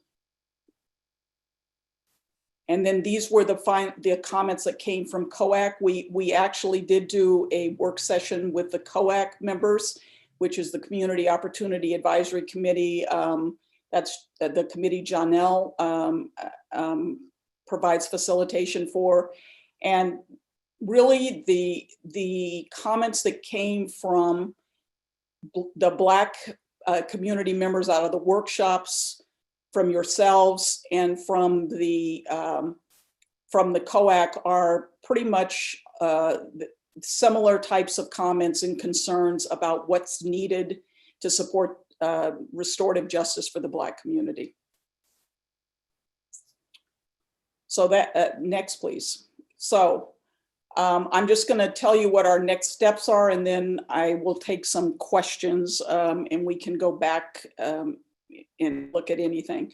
So our next step is we're now working on work session 2.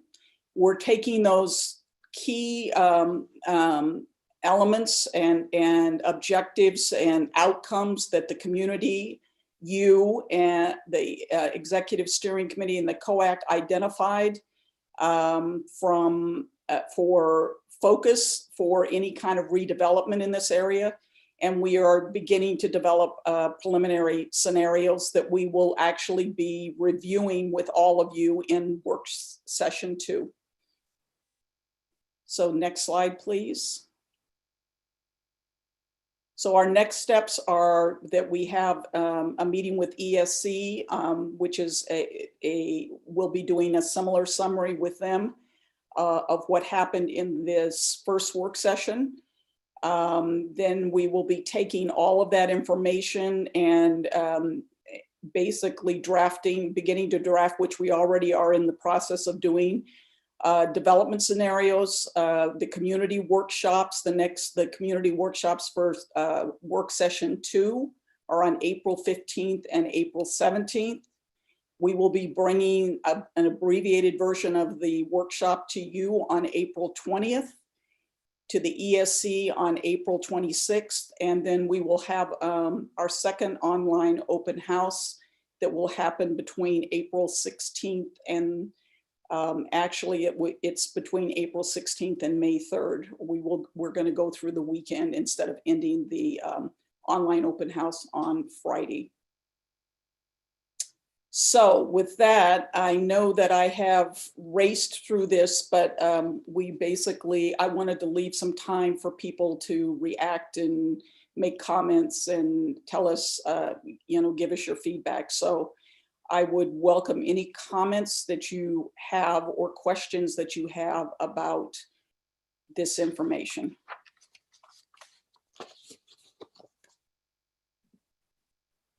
Are there any questions from HAAB members in regards to, I see Keith, you have your hand raised. Yes, thank you. Gina, that's a very good report, very comprehensive. I just had one question regarding those participants. What was the demographics regarding age? We actually had 3 youth involved. Sprinavasa and her organization helped us identify a couple of young women that participated. And Renee Mitchell also helped us identify another young person. And, they were extremely wonderful additions to the workshop because they bring a different kind of energy and a different perspective. I mean, they're concerned about different things than all of us who are older are concerned about. And so it was amazing to have them in the room. And I think these young women were brilliant and smart and articulate and made quite an impression, in each of the small groups that they participated in. We made sure that we spread them out so that everybody we had 4 small groups, so almost everybody had a young person in their small group. So that was extremely important. We would love to have had more youth, but we're able to get a few youth. And I think our demographic on our ages, we had young people from teenagers up through seniors. So we had a really good cross section of people in their 30s, their 40s, their 50s, and we had a pretty broad, I think we covered the full spectrum in terms of the people that were in the room. Thank you very much. Mm-hmm. You notice, Keith, she said brilliant young women. Well, unfortunately, they were all young women. You know, we would have loved to have some young men, but we, you know, some of the organizations we reached out to try to get young men did not, we weren't able to, you know, connect with them and to bring those people into the room. So I'm hoping maybe we can bring a couple of additional people from those vectors into the next work session, if possible. Other questions or comments in regards to the recap of the cover assessments work? Yes, Ms. Sharon. Gina, was there anything surprising the way you set it up, the way that it worked? Were there any comments or discussion points that were either surprising or not expected or didn't follow kind of the categories that you prepared for? If I'm asking it correctly. Yeah, let me make sure I understand the question. Sharon, are you asking whether when we got people in the room, and given that we had focused on, we had tried to organize our content around wealth, health, and cohesion, was there anything that was completely out of the realm? No, I don't think so, because essentially, you know, things like air pollution, or, you know, I mean, a few people made comments about that.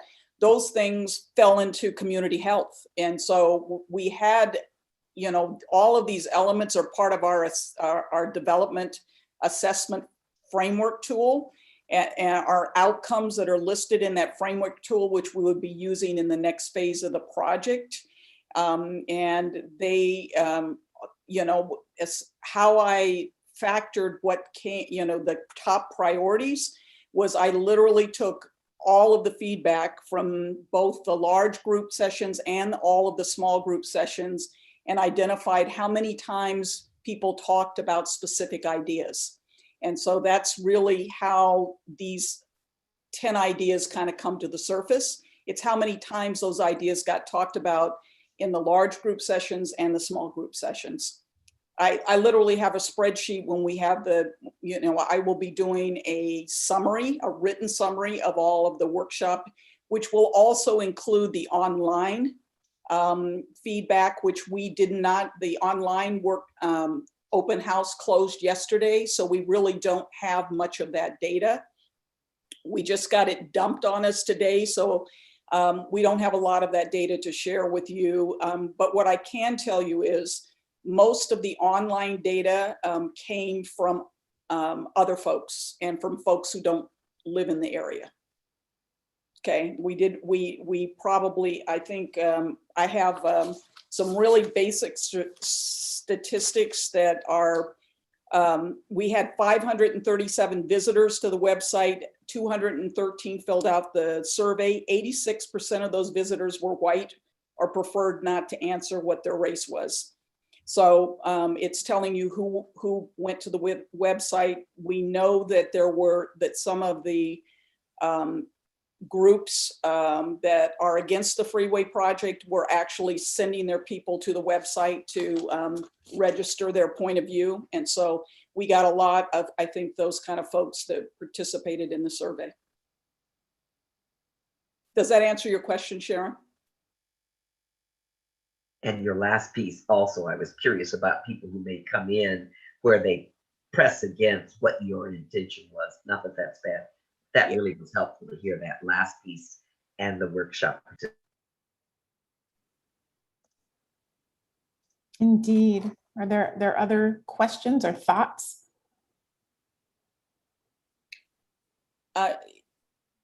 If people don't have questions, I guess the question I would ask of the HAAB, is there anything you think we have missed in our priorities? Because the things that I ran through very quickly are the priorities we are going to be focused on addressing in terms of looking at land use and in our scenarios and where those kind of pieces might fit. And so I guess I would love to hear if there's anything you think we missed in, you know, through the input that you participated in, but that you feel isn't adequately showcased in our list of priorities that we'll be using to develop scenarios around.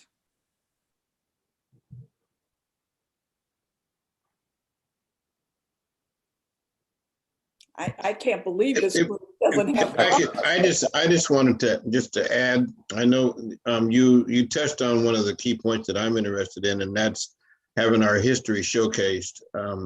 But I would like to add that it would be wonderful if it was interactive, because if it's interactive, then it's more participatory as far as people that come to visit the museum or that location. You know, Keith, I think that the variety of comments we got about like a museum, a Black History museum or a cultural center, was really to have it be more of a living institution that just doesn't deal with history, but that actually stages celebrations, education, that's more like a cultural center, and not that has historical exhibits that represent the history of Black Portland, but also that does a whole bunch of other things around our culture and our history in the city. So you're right on. I mean, you know, your comments are right a lot in line with the, you know, kind of the direction that we got from other stakeholders that participated, other Black stakeholders that participated. Andrew Clark, I saw your hand up. I think that was a real comprehensive list. I just wanted to get some clarity around what you mean by developing scenarios around. Is that just our action, how we're going to go forward, what we're going to be recommending? Sorry. No, it's actually looking at land use. So Steve, in your earlier presentation, showed you, you know, parcels, for example, that will be available.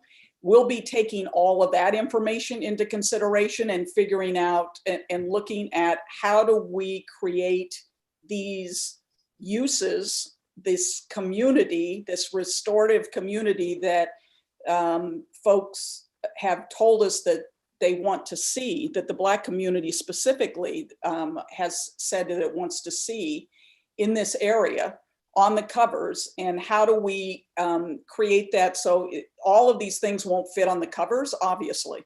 Right. So it really is talking about redeveloping the community on and off of the covers, and how do we essentially create those development scenarios. Okay.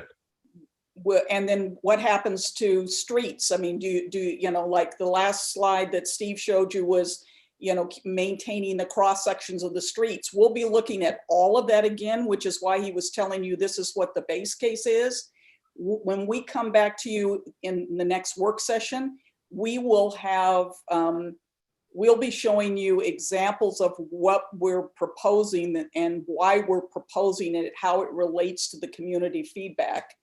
Okay. And, you know, how all of the other pieces work together, including the street structure, including the ramps, including everything that the bridges, the handcuff, I mean, all of that. We'll be looking at how do you really create the greatest opportunity that it addresses the community's concerns about what it wants to see for restorative justice, and which kind of a development scenario is really going to facilitate the greatest amount of opportunity to address those concerns.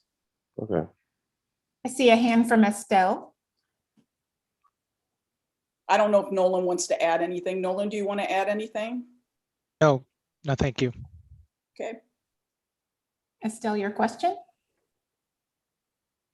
Yeah, I just wanted to go back to what you said about the surveys, and just it just kind of seems like a shame that that tool wasn't fully utilized that by the community members. It just kind of seems like it sounded like it was kind of spammed almost by a group, and almost that the survey is kind of incomplete in a sense now, that we didn't get all the feedback that we could have, like it didn't reach all the people in our community that we could have. So is there going to be another point in time where that will open back up? And then when it is, how do we make sure that we get outreach to the community that they know, like, hey, this is up on the ODOT website, please access it, so that it's not just no more freeways or Sunrise PDX, sending their people out there, that we're getting, because that's a great tool. That's usually, we reach more people when we're using. Gina, can I share my experience quickly? Yes, please. Estelle, I would say this is where, the leverage and your relationships and the reach that we have on this group can be of help. I took the opportunity to share with some of my networks with a social media presence.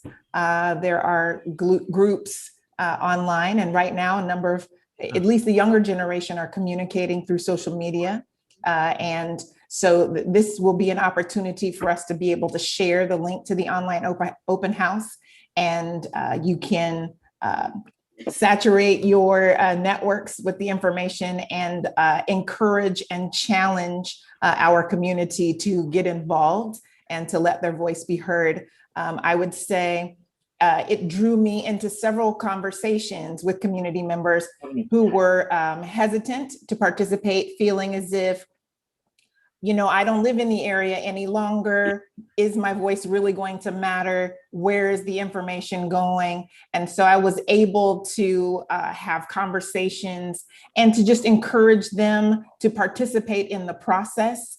So that this is an opportunity for you and us and others of us to expand the reach of the online tool, because I would agree, I think many more in our community could be encouraged to participate there.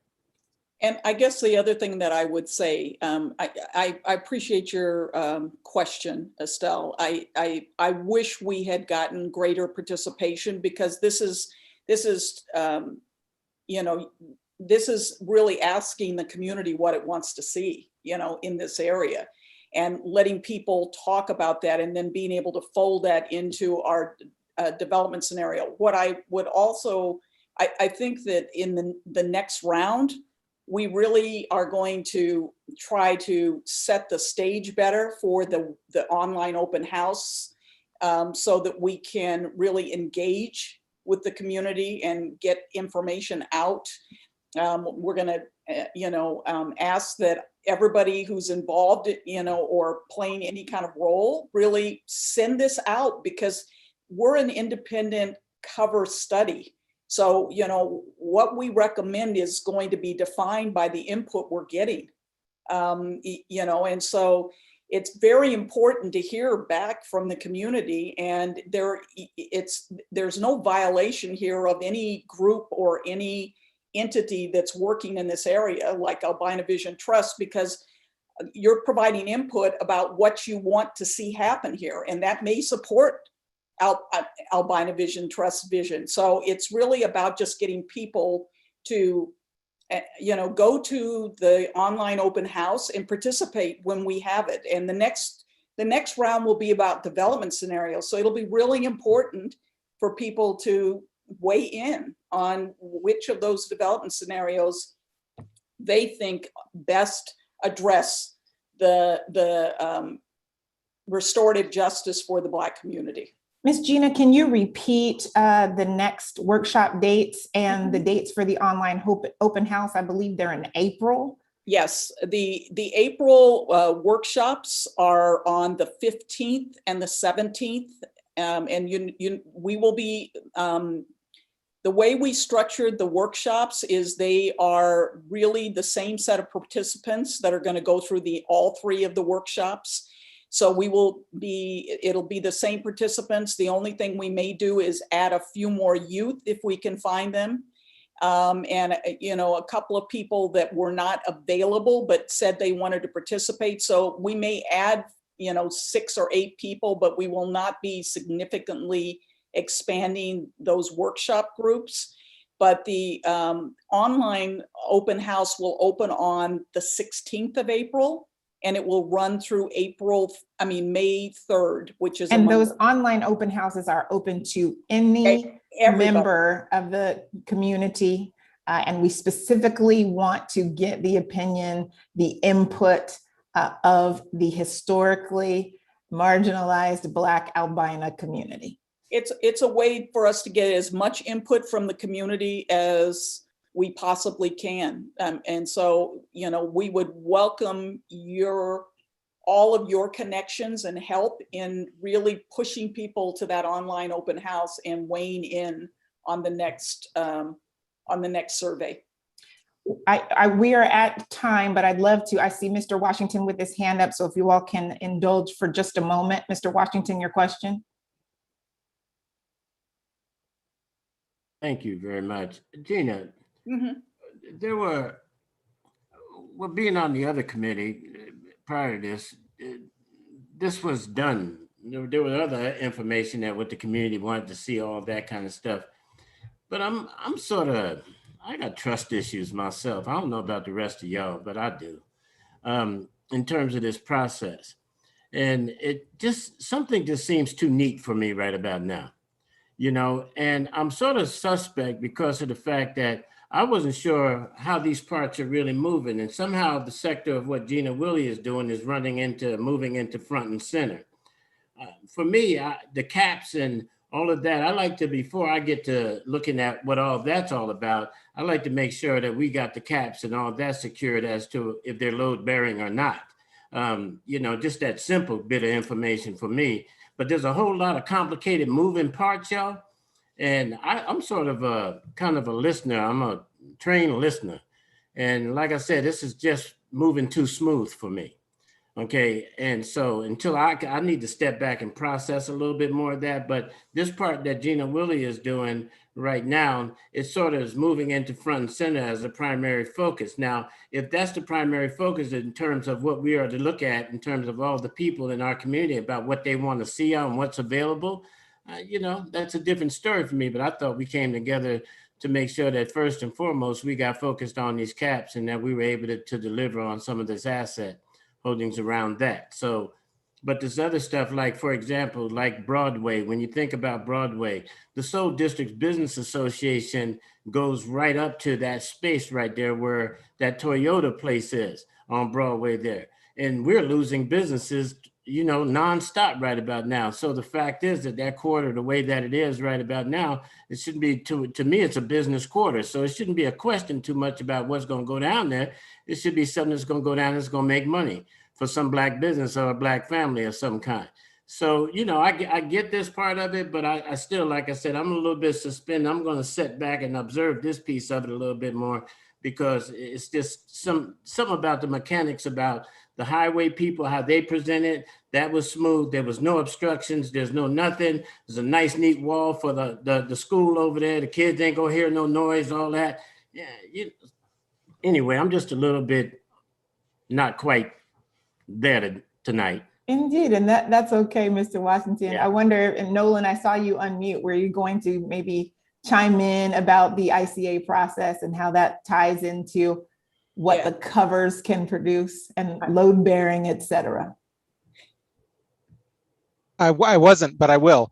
I think the important thing to keep in mind is that the project needs to continue to move its mission forward that it's been given by the legislature. In the meantime, the Oregon Transportation Commission has asked our team to think about what alternative ways of approaching the covers might better support community aspirations. So the two things are moving along in parallel, but at some point, there will be a recommendation to the Oregon Transportation Commission about whether there is, right? Whether there is an alternative that makes sense.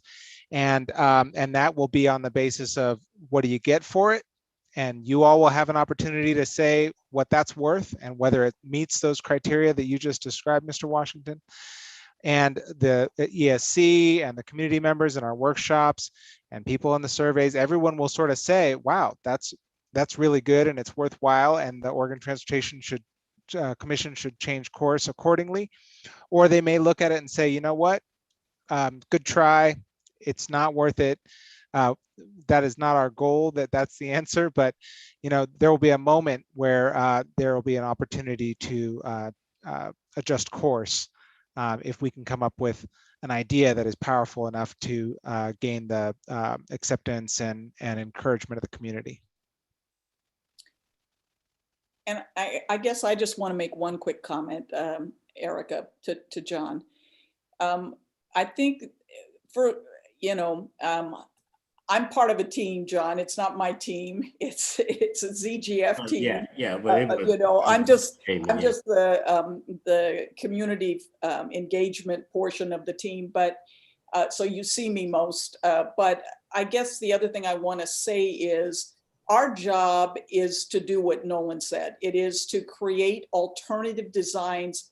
What Steve presented to you was the base case design, and it's been modified a little bit because there used to be 2 covers. Now they're in the base case, there's 1 cover.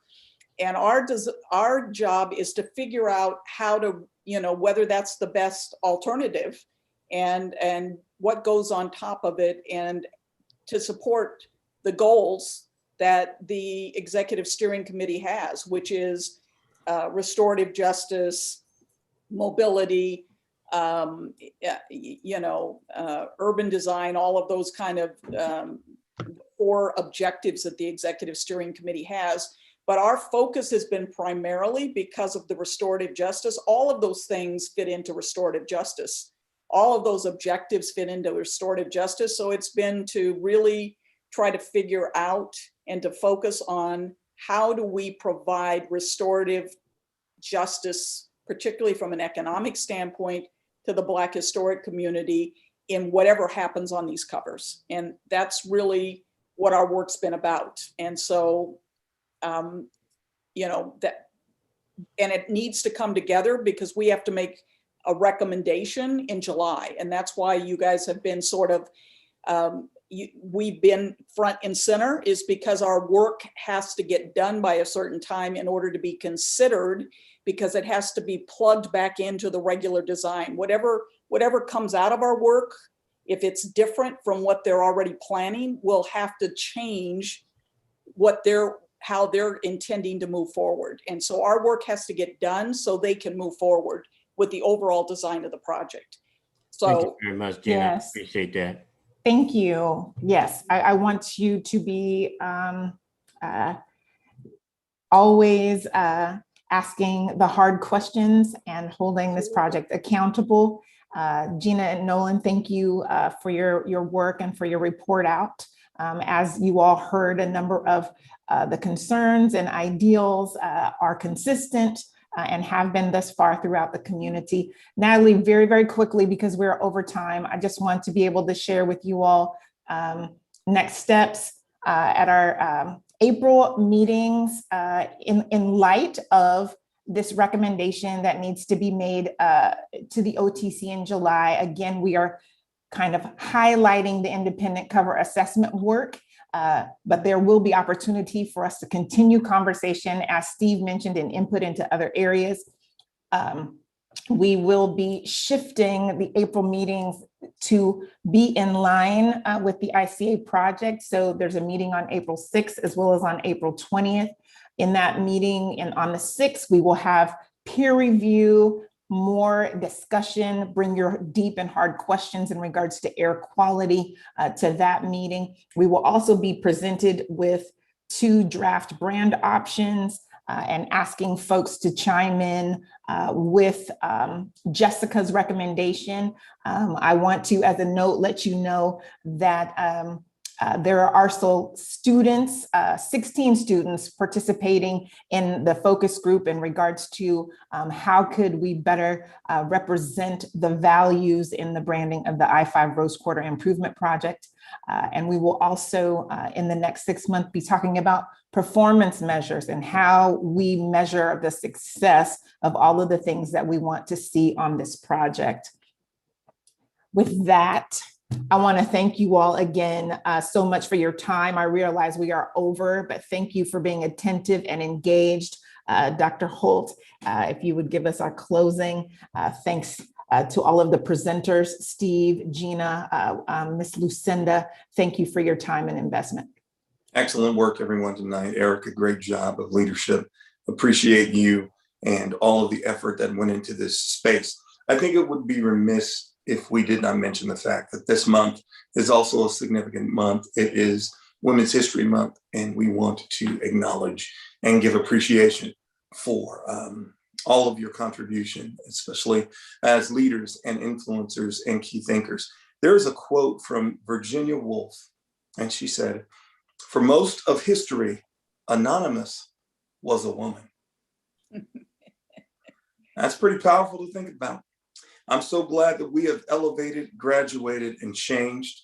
What a broken and empty people we would be if we didn't recognize the contribution of such significant leadership and power and influence that is represented in the moment. Thank you for being great. Thank you for being excellent. Thanks for being a part of this work.